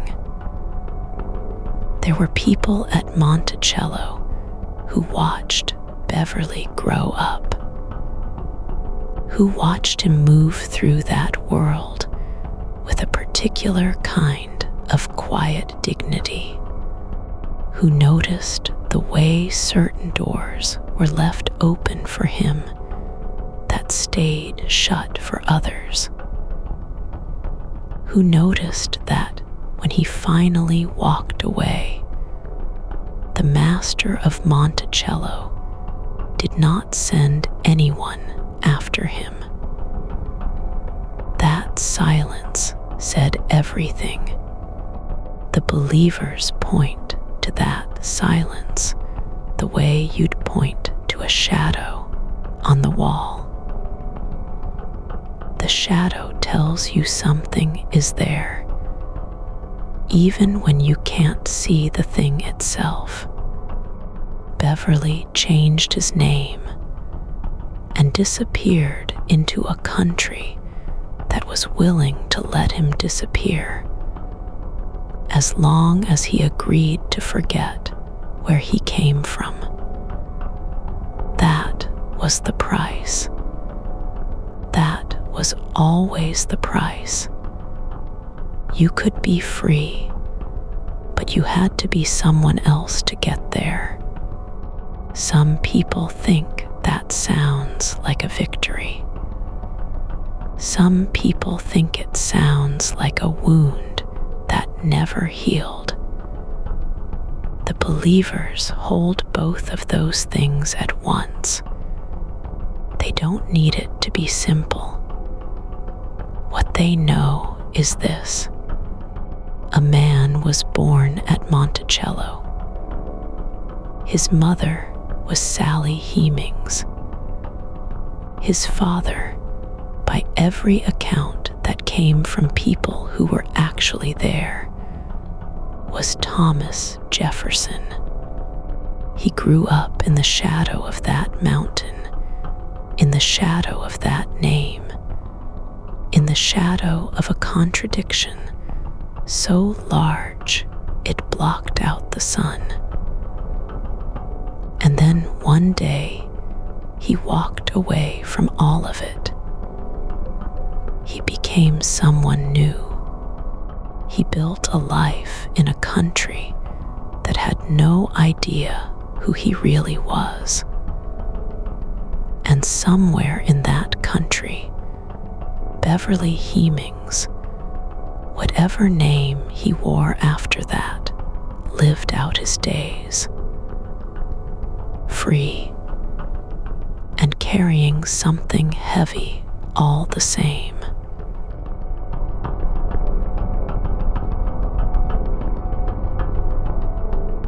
Harriet Hemings walked away from Monticello in 1822. She was about 22 years old. She had light skin, red hair, and a face that could pass through any door in America. Jefferson gave her $50 and put her on a stagecoach heading north. And then, as far as the official record is concerned, she was gone. But the land remembers things the record doesn't.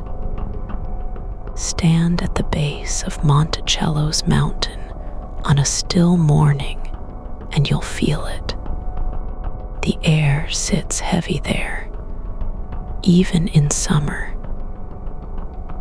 The Blue Ridge Mountains rise up behind the house like a dark wall, their ridges soft and blue as wood smoke.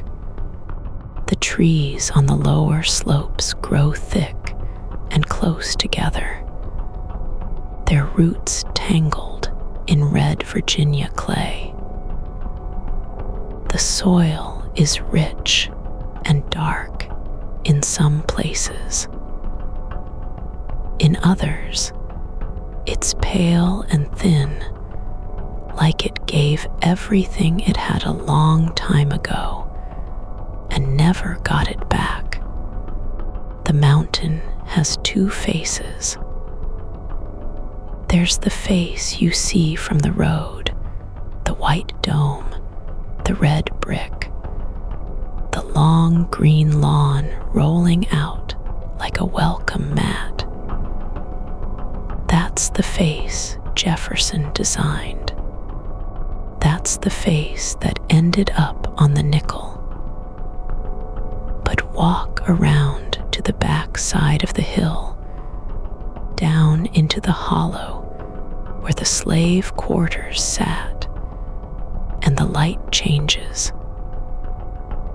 The trees lean in closer. The ground dips and rises in ways that don't quite make sense. Old foundations push up through the soil like bones. Harriet grew up in that hollow. She knew every inch of it. She knew the smell of the kitchen fires in the morning, wood smoke and cornmeal, and the sharp green smell of the garden. She knew the sound the wind made coming down through the chestnut trees before a storm. She knew which paths through the woods were safe, and which ones led to places where the overseers liked to walk. She learned all of this the way children learn things, not from being told, but from living inside it day after day, until it became part of her. When she left, she carried all of that with her. Not in a bag, not in a letter, in her body, in the way she moved through the world.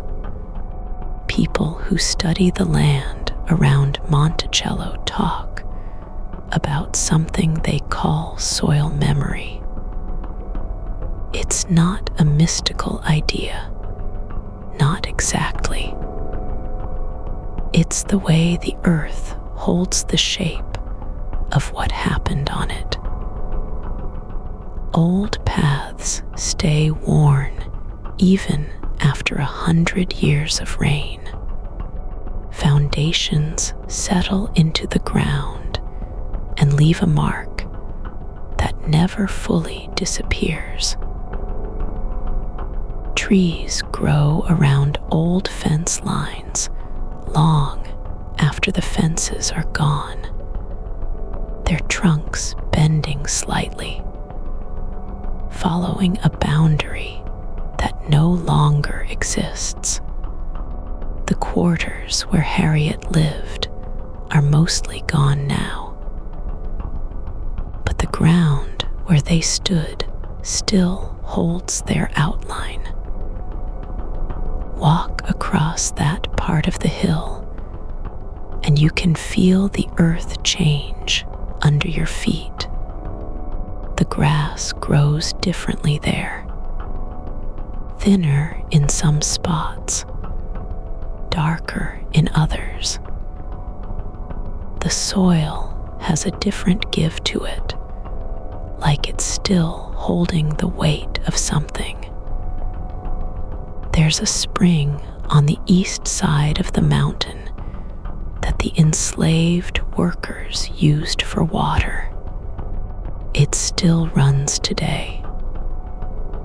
The water comes up cold and clear through a crack in the limestone, even in August when everything else is dry. Local people say the spring never stopped running. Not once, not in 200 years. It doesn't care about the history books. It just keeps giving what it has. Harriet walked past that that spring every day of her life at Monticello. She probably drank from it. She probably filled buckets from it and carried them up the hill. And when she left it behind. She left the mountain and the hollow and the red clay and the smell of the kitchen fires. She left the sound of the wind in the chestnut trees. She left her mother, Sally, who stayed. She walked into a country that didn't know her name. She became someone new. She married a white man, according to her brother Madison. She had children who never knew what she had left behind.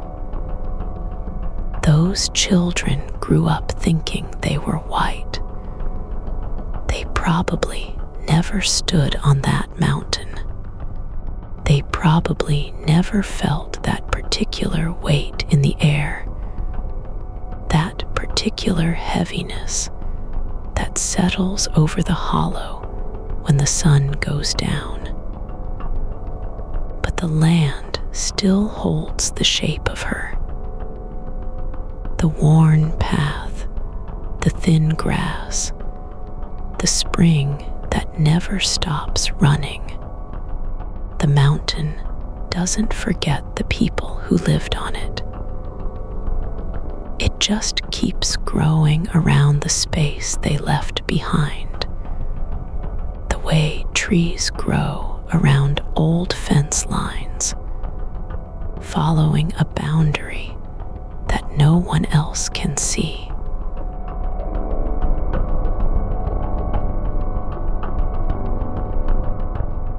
Beverly left. Harriet left. They walked out of Monticello and into white America and never looked back. That part of the story has a kind of motion to it, a door opening, a road stretching out, the feeling of wind. But two of Sally Hemings's children stayed. Madison stayed, Eston stayed, and their story moves differently. It doesn't run. It sits still. It watches. It waits for the world to catch up to what it already knows. There's something worth understanding about the ones who don't leave. Not just at Monticello. Across all of American history, there are figures like this. People who had every reason to disappear and chose not to. People who stood in the open and said quietly, without drama, "I am who I am. You can look away if you want, but I'm still here." Madison Hemings was one of those people. He was born in 1805. Jefferson was 61 years old. Madison grew up on the mountain, learned to work wood, learned to read, learned to carry himself with a kind of steady quiet that people noticed. He watched his brother Beverly go. He watched his sister Harriet go. He knew what that meant. He understood the door that had been opened for them. He didn't walk through it. When Jefferson died in 1826, Madison was 21 years old. The will freed him. He left Monticello and settled in Ohio in a small community called Pike County. He married a woman named Mary McCoy. He built a life with his hands. He raised children. He farmed. He was, by every account, a man who worked hard and asked for very little from the world around him. But he never pretended to be something he wasn't. In 1873, a newspaper called the Pike County Republican published something remarkable. Madison Hemings sat down and told his story. All of it. His mother was Sally Hemings. His father was Thomas Jefferson. He said it plainly, the way you'd state the color of the sky. He didn't ask anyone to believe him. He didn't beg for recognition. He just told the truth and let it sit there on the page. Nobody much listened. Not then. That's a pattern too. Across American history, the people closest to the truth are often the last ones anyone believes. A formerly enslaved man saying Thomas Jefferson was his father sounded. To most white readers in 1873, like a story too strange to take seriously. So they set it aside. They filed it away. They moved on. Madison died in 1877. He never saw his account taken seriously in his lifetime. Eston's story runs parallel and then splits off in a different direction. Eston Hemings was the youngest of Sally's children, born in 1808. He was freed in Jefferson's will alongside Madison. He was a musician. People said he had a gift for the violin that stopped a room. He played at dances and gatherings across Ohio, and people who saw him play remembered it for years. There was something about the way he moved through a room, something in his face. People who had known Jefferson said Eston looked like him. Not a little, a lot. The resemblance was the kind that made people go quiet for a moment before they found something else to talk about. Eston eventually moved to Wisconsin. He changed his last name to Jefferson. He and his family passed into white society, the same way Beverly and Harriet had done a generation before. But Eston made a different choice in that crossing. He didn't erase the name entirely. He kept it. He carried it forward. Jefferson right there in plain sight. There's something almost defiant about that. Not loud, not angry, just steady.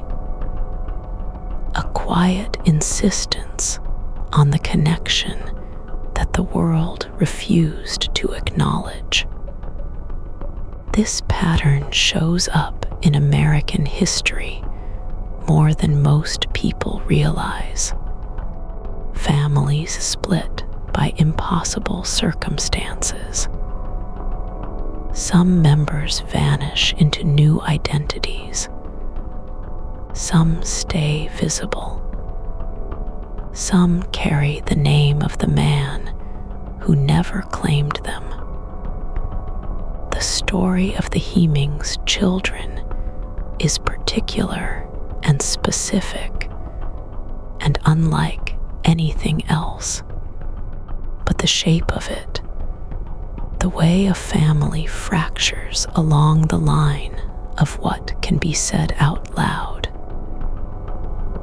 and what can't, that shape appears again and again in the American story. Madison and Eston were brothers. They came from the same mother, the same father, the same mountain. They both walked away from Monticello carrying the same impossible inheritance. But they carried it differently. One told his story to a newspaper and waited. One wrote his father's name into his own and kept walking. Both of them were right. Both of them were telling the truth. The world just wasn't ready to hear it yet.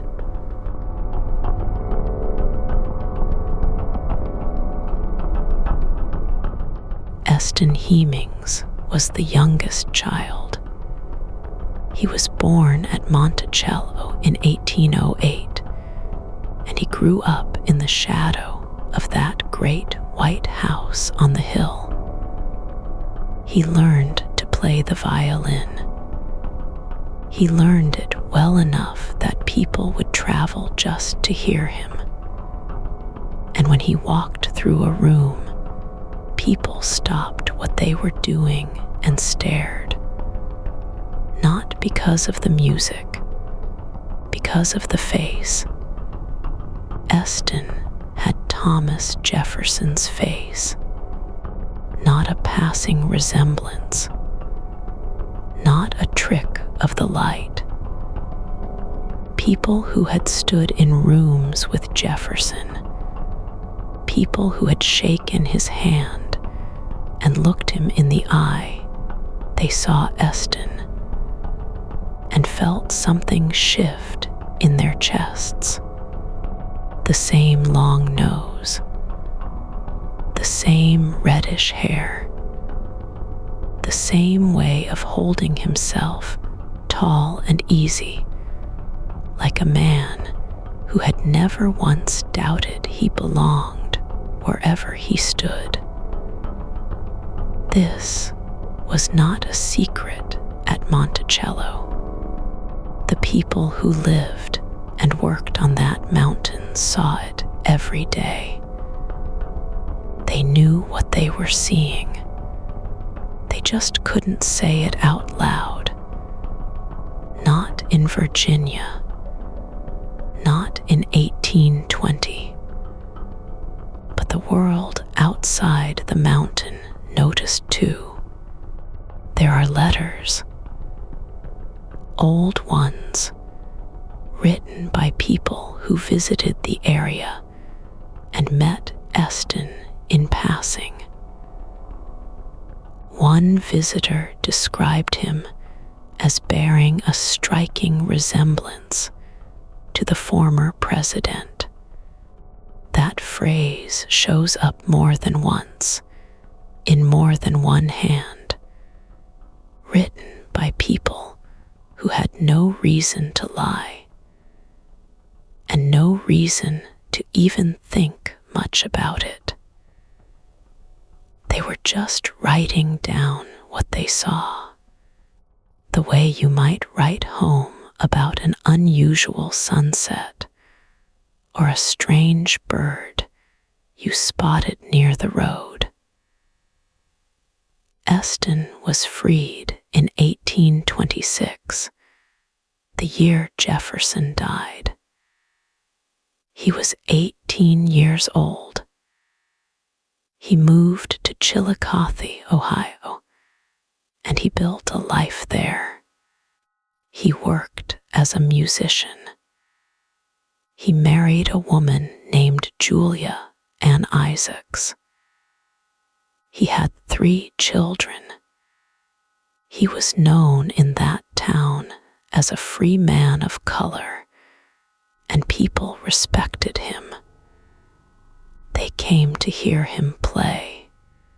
He carried a physical object with him out of Monticello. It wasn't a painting or a document. It was a fiddle, a well-made one, the kind of instrument you don't just pick up at a market stall, the kind that gets handed down or given with intention. Eston played that fiddle in Ohio for years, and people remembered it. They remembered him. They remembered his face. Around 1852, Eston made a decision. He moved his family to Madison, Wisconsin, and when he arrived there, he changed his name. He became Eston Hemings Jefferson. He stepped into white society, and he stayed there. His children grew up white. His grandchildren grew up white. The name Jefferson was not an accident. It was a statement. It was the only statement he was allowed to make. His son, John Wales Jefferson, served in the Civil War as a Union officer.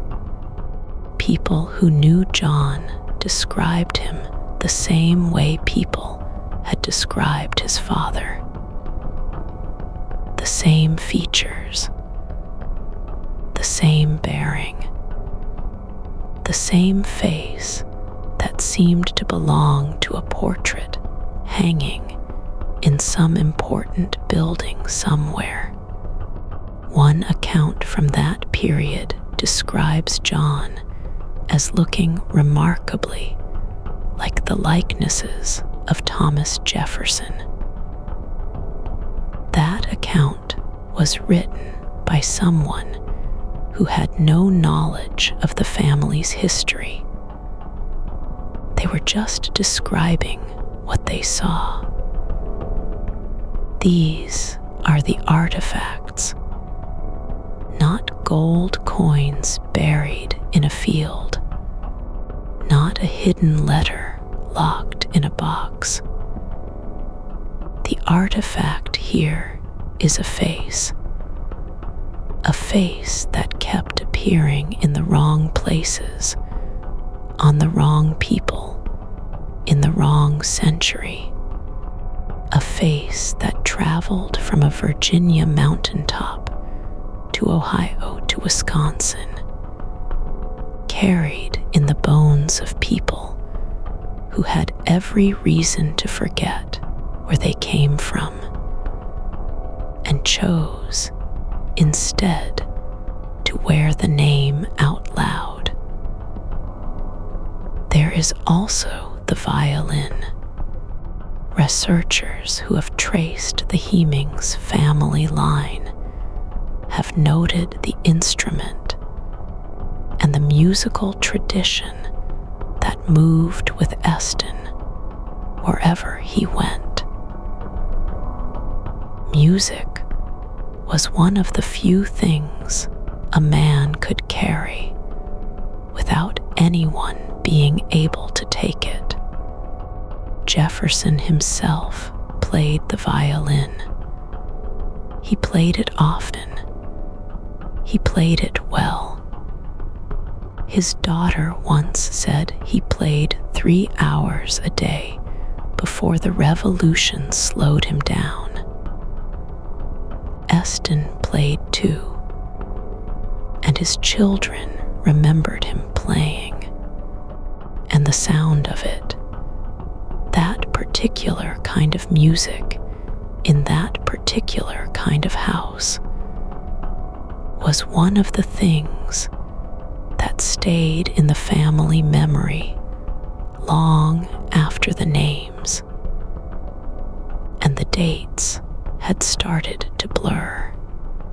Some evidence you can hold in your hand, some evidence you carry in your face, some evidence you pass down through the music your father taught you on a mountain you were never supposed to leave.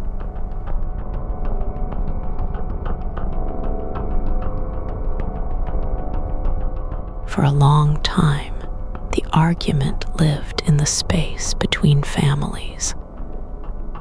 On one side, the descendants of Eston Hemings.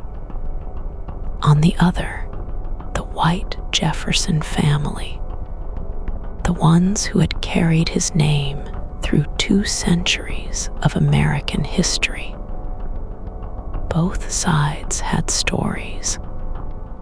Both sides had reasons to believe what they believed. And for most of those 200 years, there was no way to settle it. Then came 1998.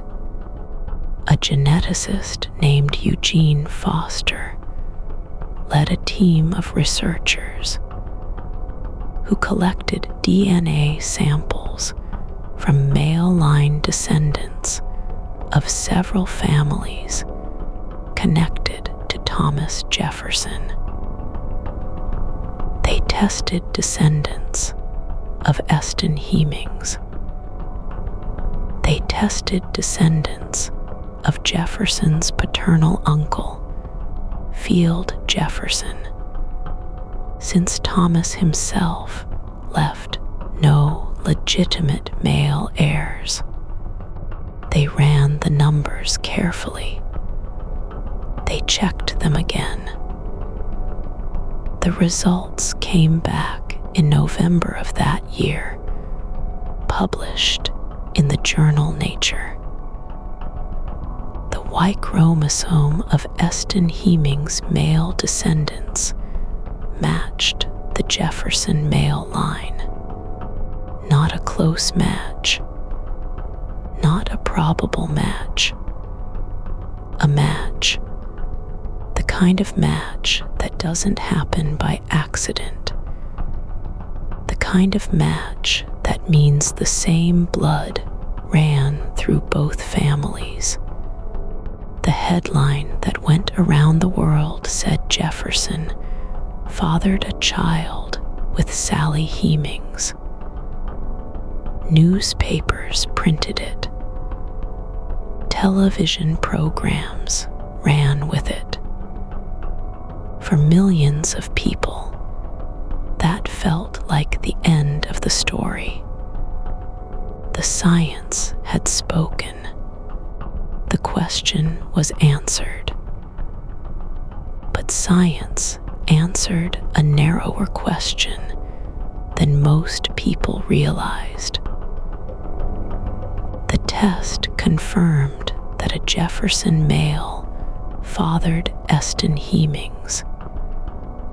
It could not confirm which Jefferson male. Thomas was the most likely candidate. He was at Monticello at the right times. He had access, and the pattern of Sally's pregnancies lined up with his returns from long trips. But the test alone could not rule out every other Jefferson man who might have been nearby. That gap was small. most historians closed it quickly. The circumstantial evidence was strong enough. The timing fit. The family oral history fit. Madison Hemings had said it plainly decades before any laboratory existed. The scholarly consensus moved, and it moved hard. But some people held onto that gap like a lifeline. The Thomas Jefferson Heritage Society formed not long after the DNA results came out.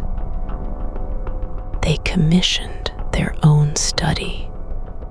They concluded that Jefferson's younger brother Randolph was a more likely candidate.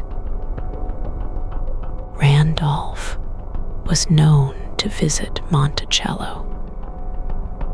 He was said to socialize with the enslaved people there in ways Thomas did not. The Heritage Society's report leaned on this theory and held it up as an alternative. Most mainstream historians found the argument thin.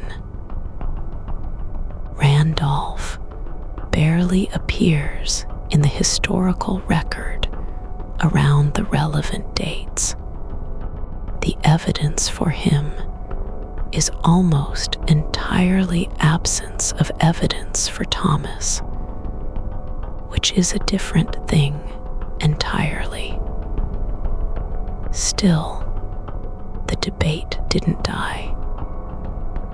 It moved into living rooms and holiday dinners and long email threads between people who had never met each other but shared a last name. The Hemings descendants had known the truth for generations. They had passed it down the way you pass down anything important. Quietly, carefully, with the understanding that the world outside might not believe you. Eston's descendants had been living as white Americans since the mid-1800s. Some of them had known. Some of them had not. The DNA test did not just settle a historical question for those families. It changed the story of who they were. That is not a small thing. For the Jefferson family, the white descendants who had protected his reputation for so long, the test landed differently. Some accepted it. Some did not. The Monticello Association, the organization that manages the Jefferson family graveyard on the mountain, debated for years whether to extend membership to Hemings' descendants. The vote came back no more than once. The graveyard stayed closed to them. Think about that for a moment. The science said the blood was the same. The history said the blood was the same. And still, the gate stayed shut. The DNA test ended the argument for most of the world, but for the families directly involved, it opened something older and harder. It forced a question that no laboratory can answer. It asked people to look at their family trees and decide what they were willing to see. Some families looked and saw the truth clearly. Others squinted and found reasons to look away. The story had been passed down for 200 years in the Hemings line, polished smooth in some places, worn rough in others, but the core of it never changed. A man had children. He knew they were his, and the world spent 2 centuries deciding whether to believe the people who said so.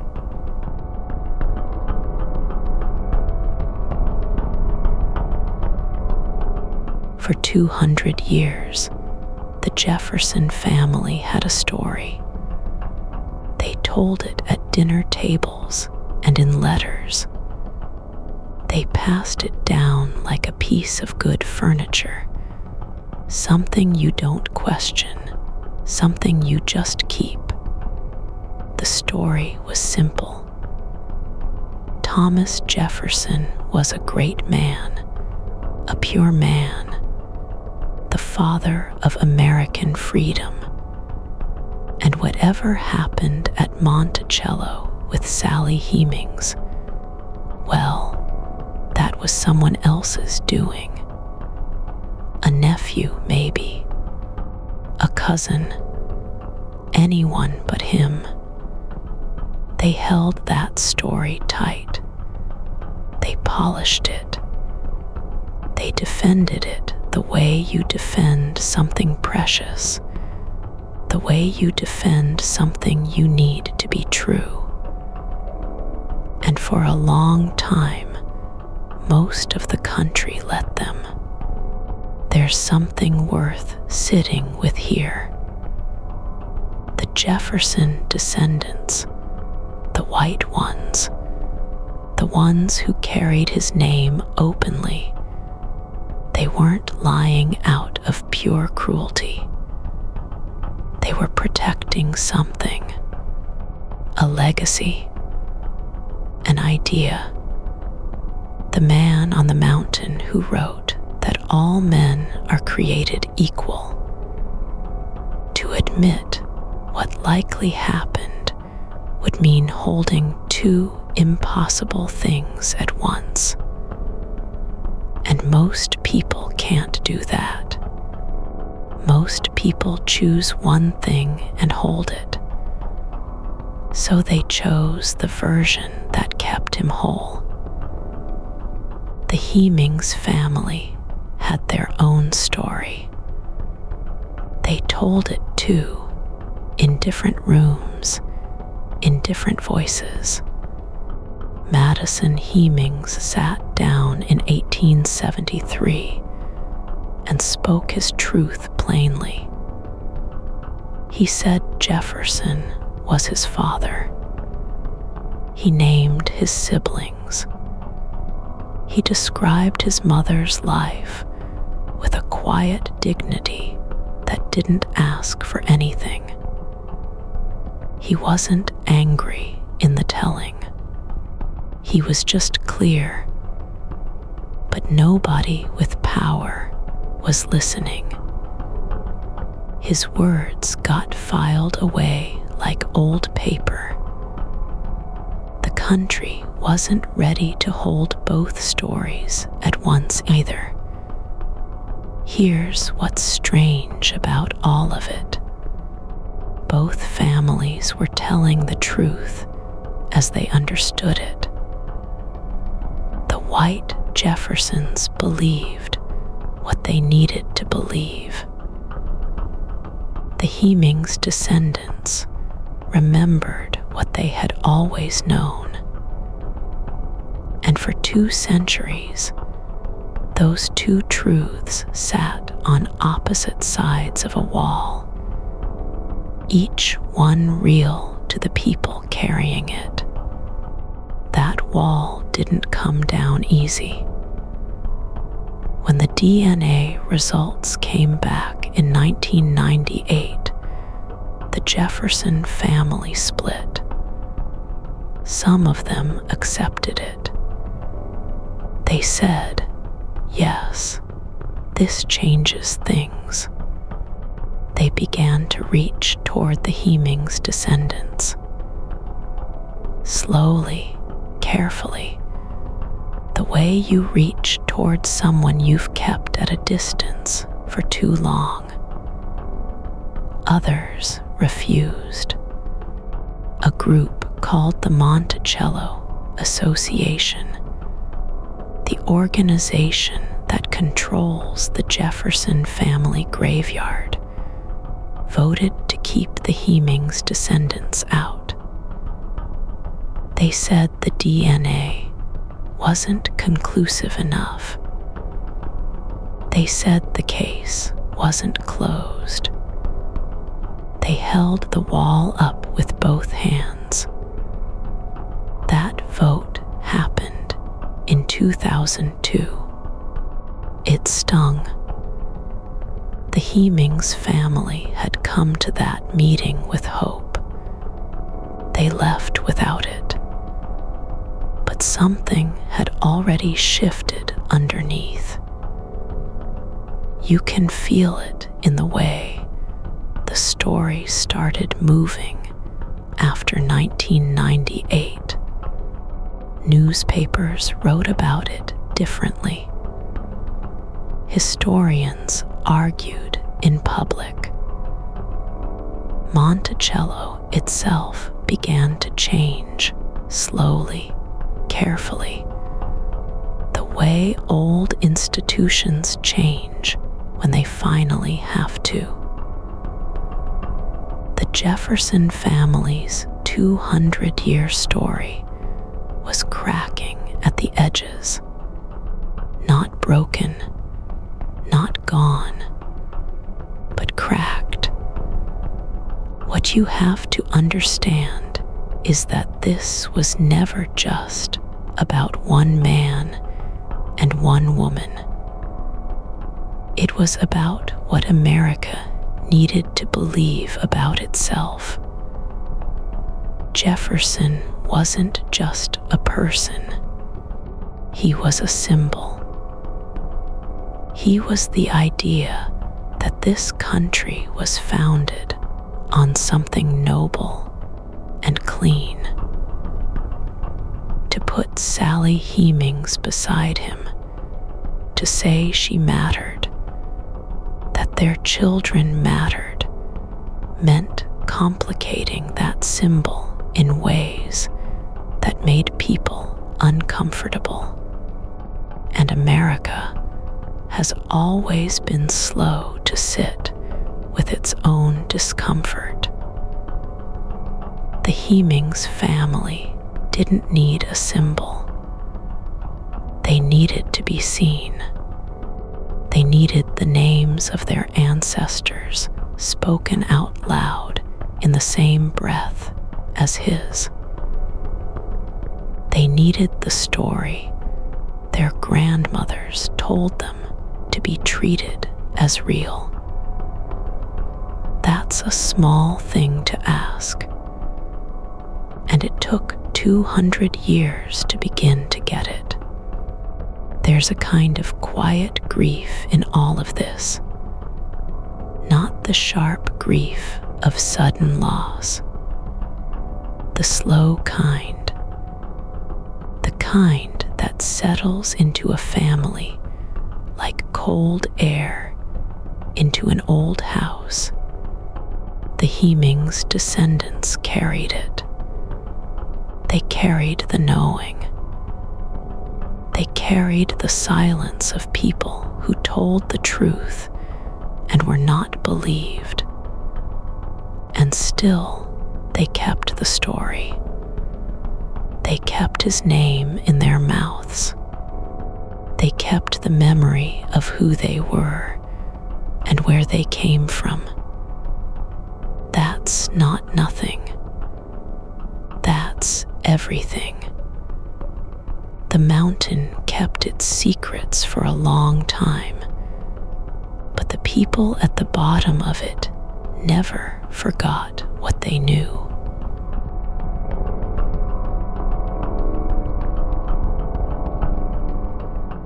Imagine you are standing at Monticello tonight.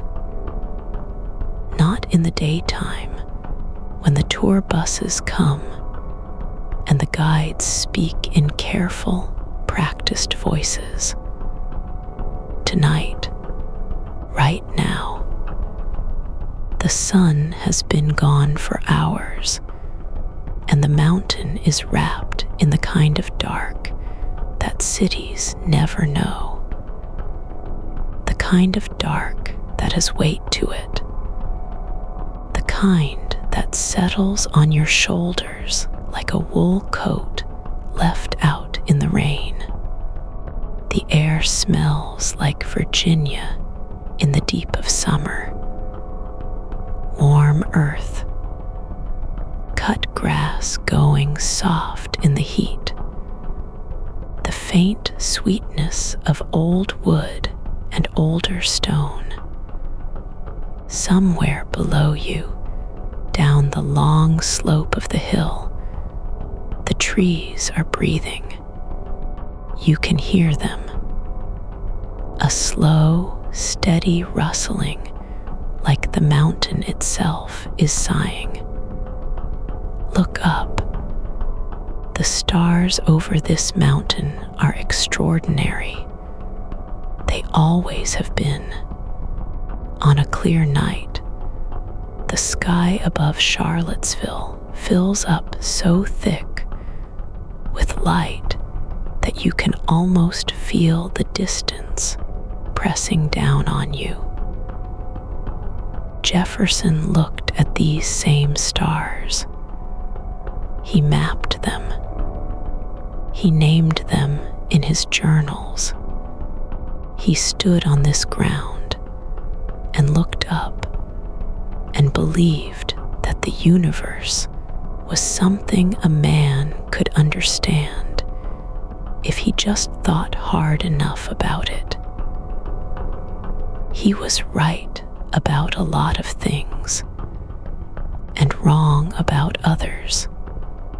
The house sits above you, pale and domed, its white columns catching whatever moonlight there is. It looks like a painting of itself, like a building that was always meant to be remembered rather than lived in. But people lived here. They cooked and cleaned and planted and harvested. They were born here. Some of them died here. And for 200 years, a fight went on about what exactly happened inside these walls. The historians started arguing in earnest in 1998. That was the year the DNA results came out. The year the science said what the Hemings family had been saying for generations. And instead of settling things, it cracked something open. Scholars who had spent their careers defending Jefferson's character found themselves in a very uncomfortable place. Some of them held their ground. Some of them shifted slowly, like old trees bending in a wind they couldn't see. The Thomas Jefferson Memorial Foundation looked at the evidence and said the relationship was real. They said Jefferson was almost certainly the father of Sally Hemings' children. They put it in a report. They published it. They stood behind it. And then a group of 13 scholars, some of them serious historians with long careers, released their own report. They pushed back. They said the evidence pointed elsewhere. They suggested that Jefferson's brother Randolph, or one of Randolph's sons, might be the man in question. They were not willing to let the conclusion stand. The argument played out in academic journals and newspaper columns, and on the floors of history conferences. It was polite, the way these things are polite. Careful language, footnotes. But underneath the careful language, something else was happening.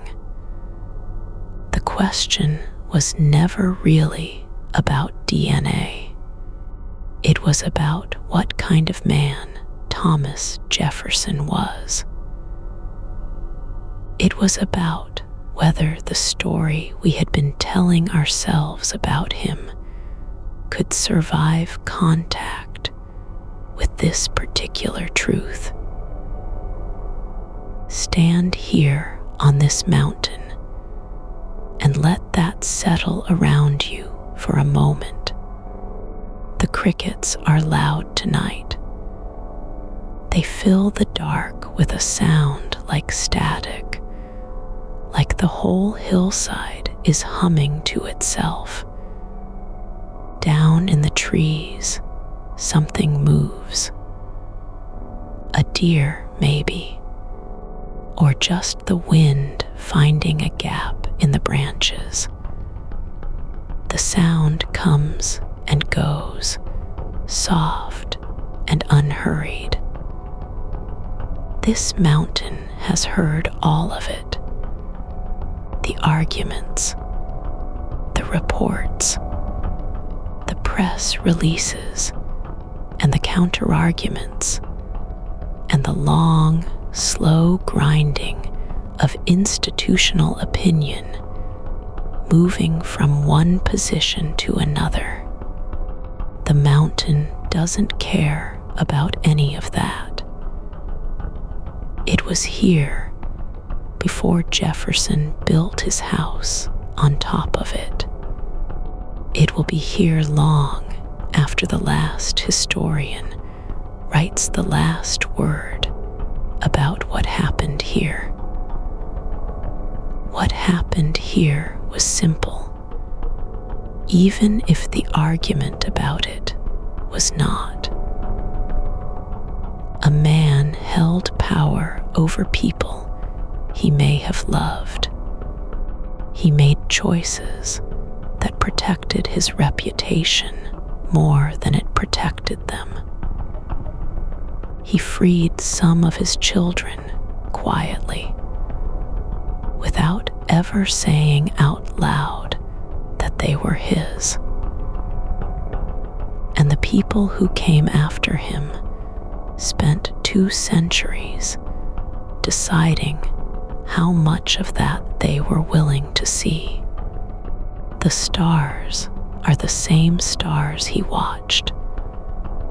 The air is the same air. And the mountain remembers everything, even the things the history books took a long time to say.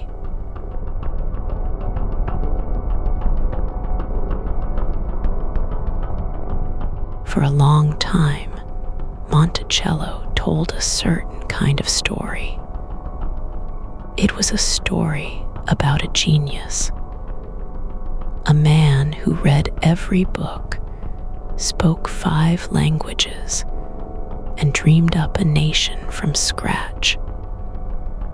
Visitors came up that winding road and stood in the entrance hall, looking at the fossils and the maps, and the clever little dumbwaiters built into the walls.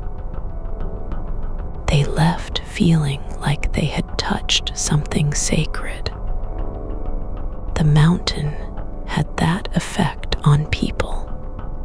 Sally Hemings was not part of that story. Not officially. Not for a very long time. Her name appeared nowhere on the main tour. Her children were listed in the farm records.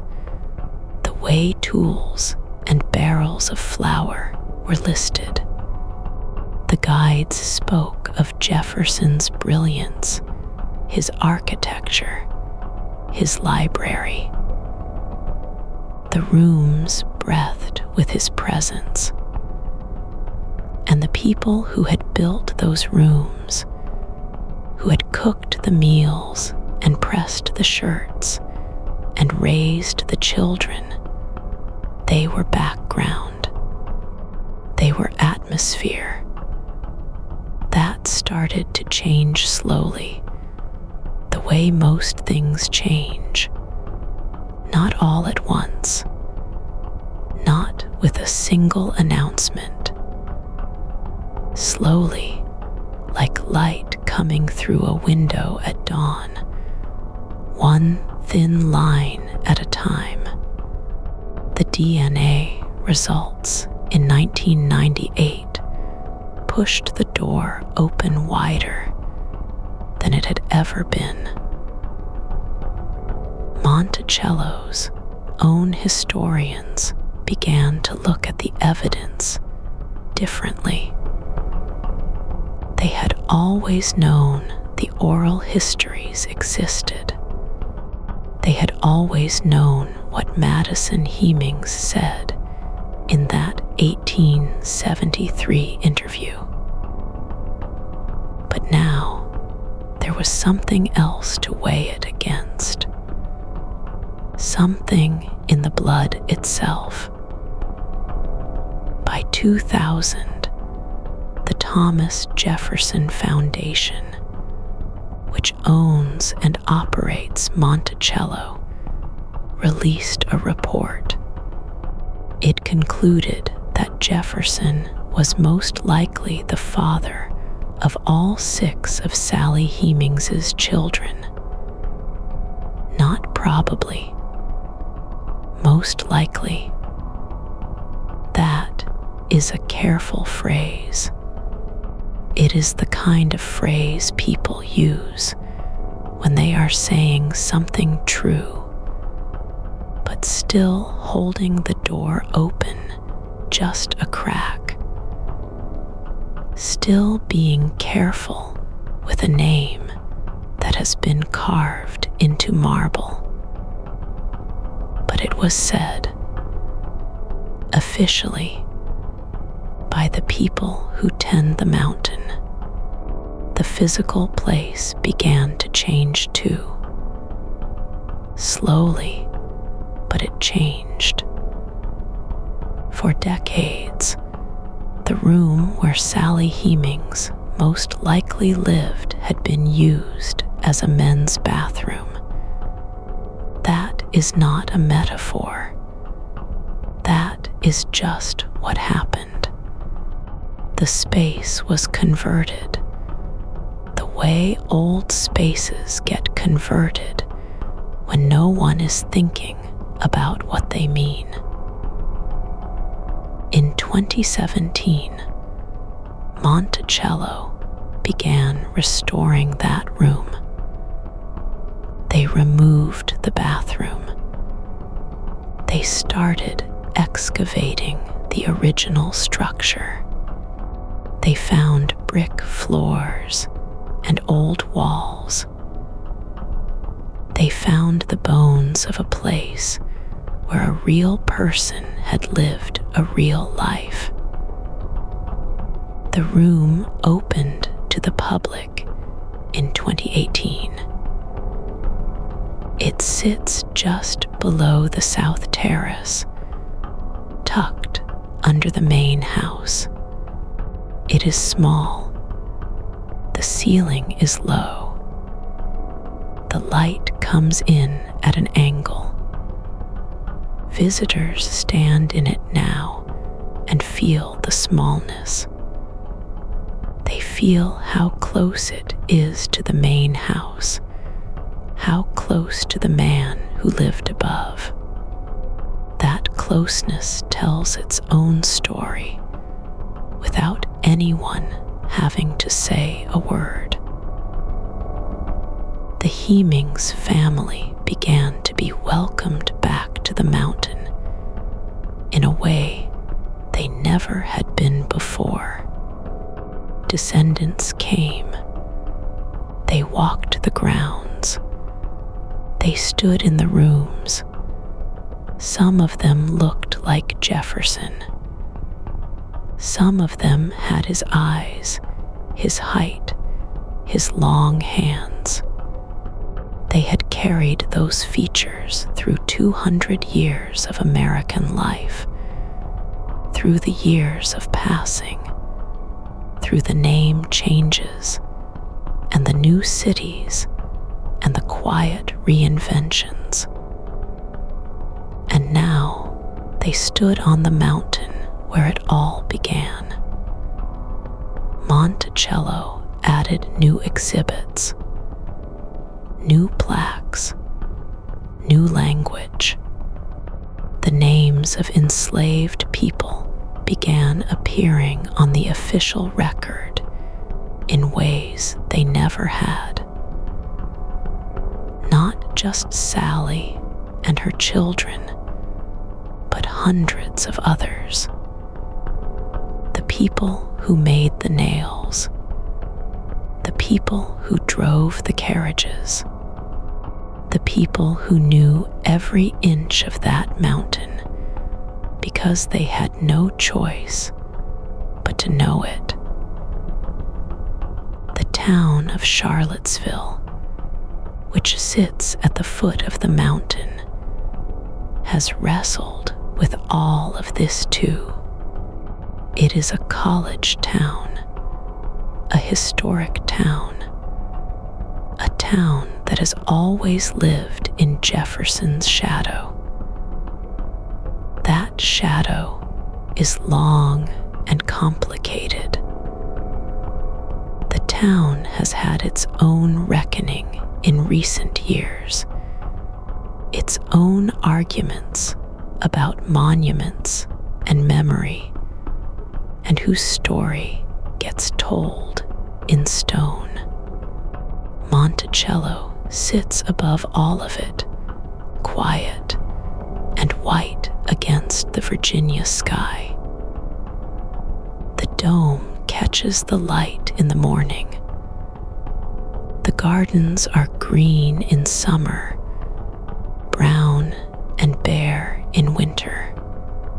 The mountain does not change, but the story told on that mountain has changed. And that matters, because a place is not just its buildings. It is what people are willing to say happened there.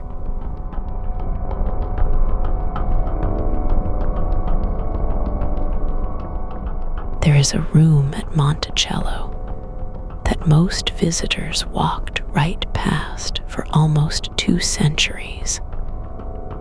It sat beneath the south terrace. Stone walls, low ceiling, a small hearth that barely kept the cold out in winter. The room was narrow, maybe 14 feet long. The kind of space you'd use to store tools or dry herbs.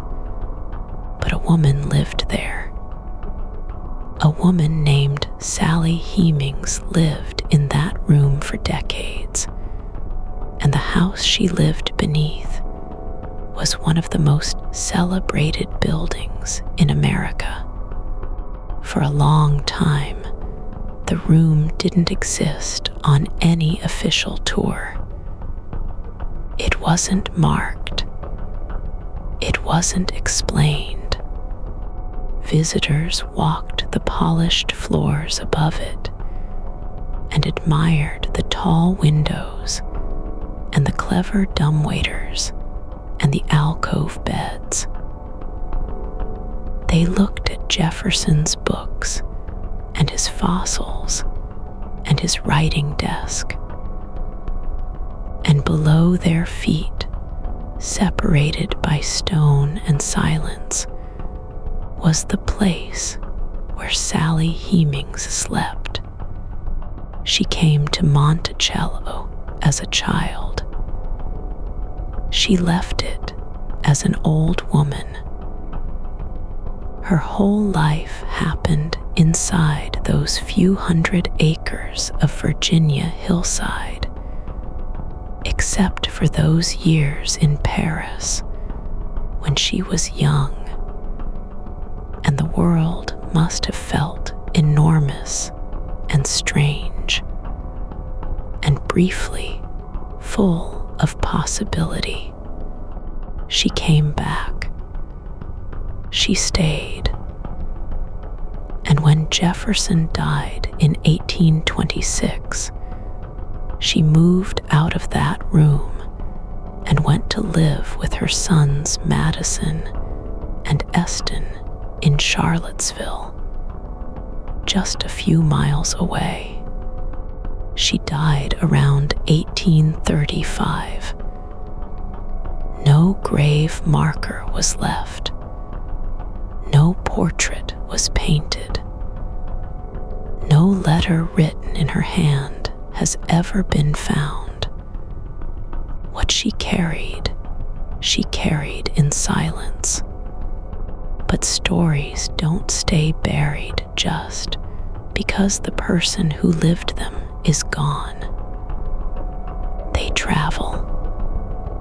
They find new mouths. They move the way water moves, slipping through cracks, finding the low places, spreading out slow and wide until you can't trace where they started. Madison Hemings carried the story west. He moved to Ohio after emancipation, settled in a town called P.P. Township in Pike County. He raised a family. He worked as a carpenter. He was a quiet man by most accounts, steady and careful, the kind of man who shows up and does the work. But in 1873, he sat down with a newspaper editor named Samuel Wetmore, and he talked. He told the whole story. His mother, his father, Paris, the promise, the children. He named names and gave dates and spoke plainly. The way a man speaks when he has been waiting a long time to say something true out loud. The article ran in the Pike County Republican. It didn't change much. The country wasn't ready to hear it, but the words existed now. They were ink on paper. They had weight.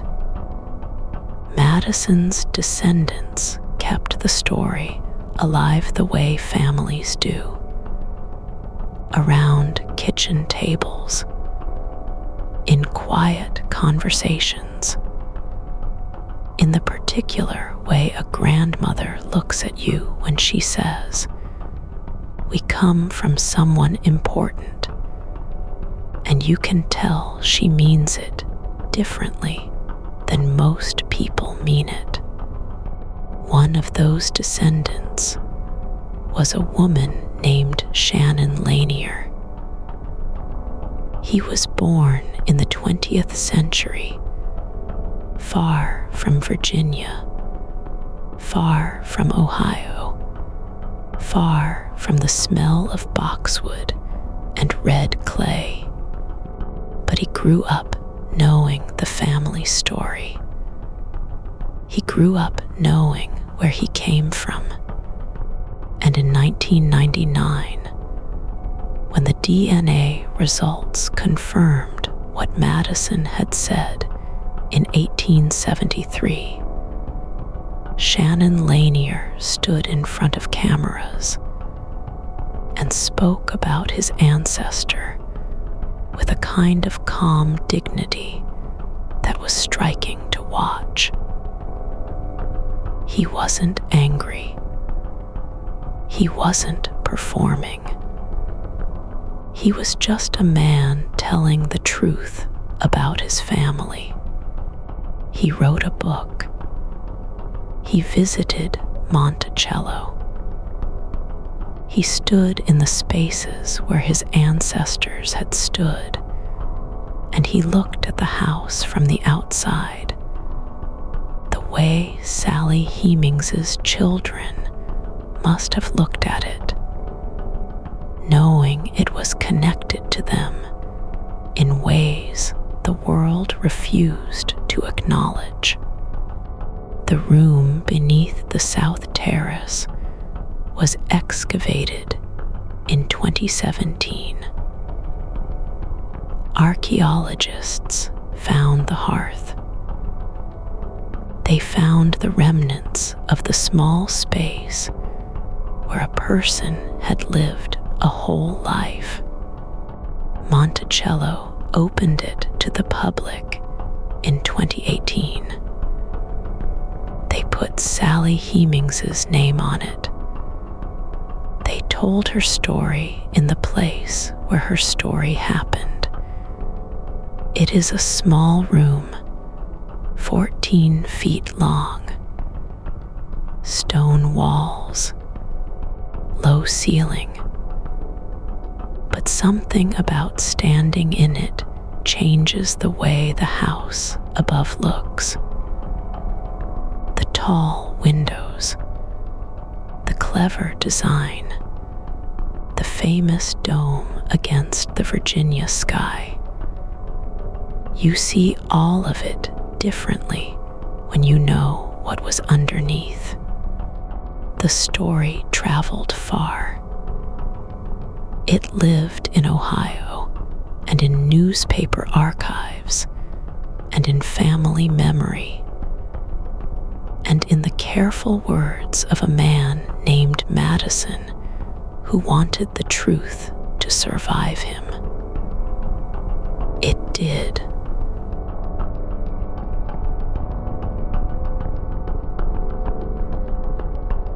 There is a question that sits at the center of this story like a stone at the bottom of a clear stream.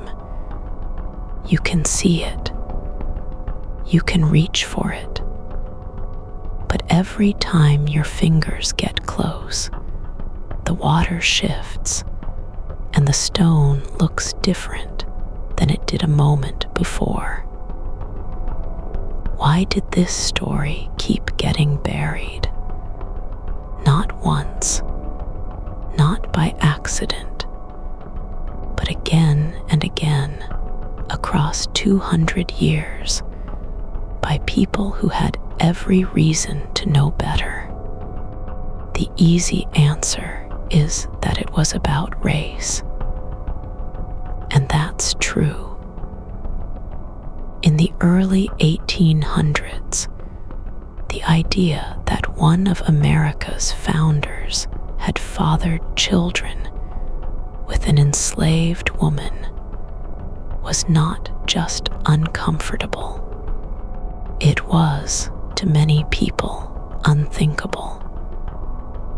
The story didn't fit the picture they had built, so they put the picture away and pretended it had never existed. James Callender printed it in 1802 and the country laughed at him, not because the evidence was weak, because the idea felt wrong to people who needed it to feel wrong. Calendar was a scandal sheet writer. He had enemies. He had motives. Those facts made it easy to dismiss what he said without ever looking closely at whether he was right. And so, the first burial happened fast. Then, Madison Hemings sat down in 1873 and told his story to a newspaper in Ohio. He was calm. He was specific. He named names and gave dates and described his mother's life in Paris with the kind of detail that only comes from someone who was actually there, or someone who heard it directly from someone who was. He said Thomas Jefferson was his father. He said it plainly. The country buried that one too. His account sat in an Ohio newspaper archive for nearly 100 years before historians started taking it seriously. One man's testimony, one clear voice, covered over like a seed under winter frost. The Jefferson family had their own version of events. They held onto it with both hands. For generations, the official story was that a Jefferson nephew had fathered Sally's children. That story had no real evidence behind it, but it had something more powerful than evidence. It had the weight of reputation. It had the comfort of a clean narrative. And it had the backing of people who had built their own identities on being descended from a great man. Reputation is a heavy thing. It presses down on the truth like a flat stone on soft ground. The scholars who questioned the official story in the 20th century were not treated gently. Fawn Brodie wrote a serious biography in 1974 that took the relationship seriously. She was dismissed, called sensationalist. Her methods were questioned. Her conclusions were called irresponsible. The academic world had its own version of the burial, dressed up in footnotes and peer review. And here is the part that stays with you. The people doing the burying were not all villains. Some of them genuinely believed they were protecting history. They thought the story was a rumor. They thought giving it attention would cheapen serious scholarship. They thought the truth was the clean version, and the messy version was just noise. That is its own kind of tragedy. Because the people who knew the truth, the ones who carried it in their blood and their family stories, and their grandmothers' quiet warnings about what name to use and what to say to strangers, those people never forgot. The Hemings' descendants kept the story alive in the places where official history couldn't reach. Around kitchen tables, in letters, in the careful way a mother explains to her child where they come from. The DNA results in 1998 didn't create the truth. They just made it harder to bury again. But even now, the story isn't fully settled. There are still people who resist it. There are still arguments about what the DNA proves and what it doesn't. There are still scholars who want more evidence, more certainty, more proof than any story this old can ever fully provide. And maybe that's the real mystery. Not whether it happened. The evidence points in one direction, and it has for a long time. The real mystery is why the burial kept happening. What it says about us, that we needed the clean version so badly. What it costs a country to protect a reputation at the expense of the people that reputation was built on. The stone is still there at the bottom of the stream. You can see it clearly now. The water has gone still. But the question of why we kept looking away, that one doesn't have an answer yet. Maybe it never will.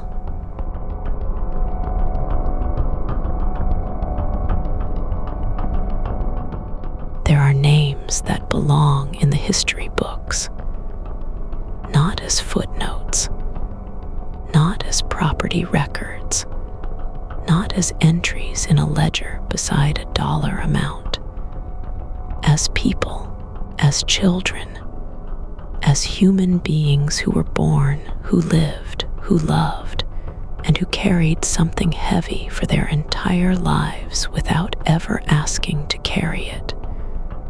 Beverly Hemings, Harriet Hemings, Madison Hemings, Eston Hemings. Say those names slowly. Let them settle. They were real. They walked the red clay paths of Monticello. They smelled the same honeysuckle that drifted up from the gardens. They heard the same mockingbirds that sang outside their father's window at dawn. And for most of American history, their names were nowhere. Erased, folded into silence like a letter nobody wanted to send. That silence lasted a long time. It lasted because powerful people wanted it to. It lasted because the story was inconvenient. It lasted because admitting the truth meant admitting something about the whole American story. Not just about one man, but about the world that man helped build.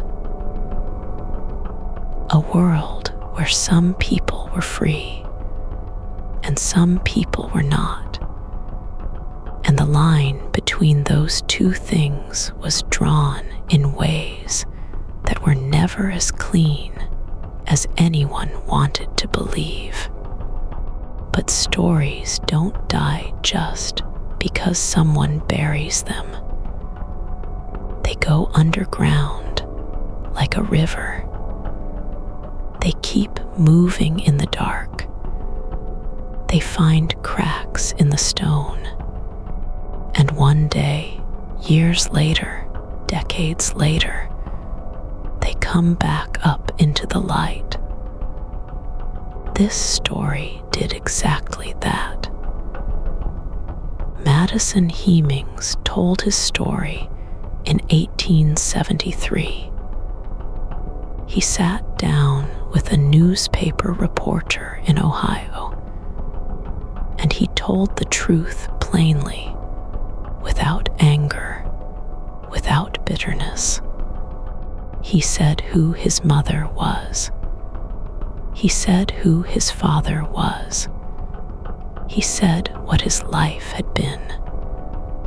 And the world ignored him for over 100 years. But he said it. He put it down in ink. And ink is patient. The DNA test came in 1998. The Jefferson family held a meeting and voted on who belonged. They voted no. But the science didn't care about the vote. The bones don't lie. The blood doesn't lie. And slowly, carefully, the story found its way back to the surface. Monticello changed. The museum changed. The tour guides changed what they said when they walked visitors through the house. A room was restored. A name was spoken out loud in a place where it had been silent for 2 centuries. These are small things, but small things matter. A name spoken is a name that exists. Think about what it took for this story to survive at all. It survived because Madison sat down with that reporter. It survived because Eston's descendants kept the memory alive in their own family, passing it down like something precious and fragile. It survived because researchers cared enough to look. Because a DNA test gave the world something it couldn't argue away. Because the truth, when it wants to live, finds a way. The night is deep now. The fire has burned down to coals, soft orange and gray, breathing slow. The story is told, but it isn't finished. Stories like this one are never finished. They keep asking something of the people who hear them. They ask you to hold the names, to remember them, to say them out loud sometimes in the quiet when nobody is listening but you. Beverly, Harriet, Madison, Eston, Sally. Monticello sits on its mountain tonight the way it always has. The white columns catch the moonlight. The gardens are still. The old trees stand like they have always stood, patient and enormous. Their roots deep in the same red Virginia earth where so many lives were lived and lost and forgotten. The stars are out. The air smells like pine and cool grass, and the particular sweetness of a summer night in the Blue Ridge foothills. And somewhere in that stillness, the history is still there. Not buried anymore, not hidden, just resting. The way all old things rest quietly in the dark, waiting for someone to come along and look at them honestly. You listened tonight. That matters. Every time someone hears this story and holds it gently, the names get a little more real. The people get a little more seen. And that is the only kind of justice that history can offer, not to undo what happened, but to refuse to forget it. The fire is out now. The night is soft and wide. Let it carry you somewhere easy. Subscribe for a brand new mystery every night. One tap, and a new story is waiting for you tomorrow. Sleep well.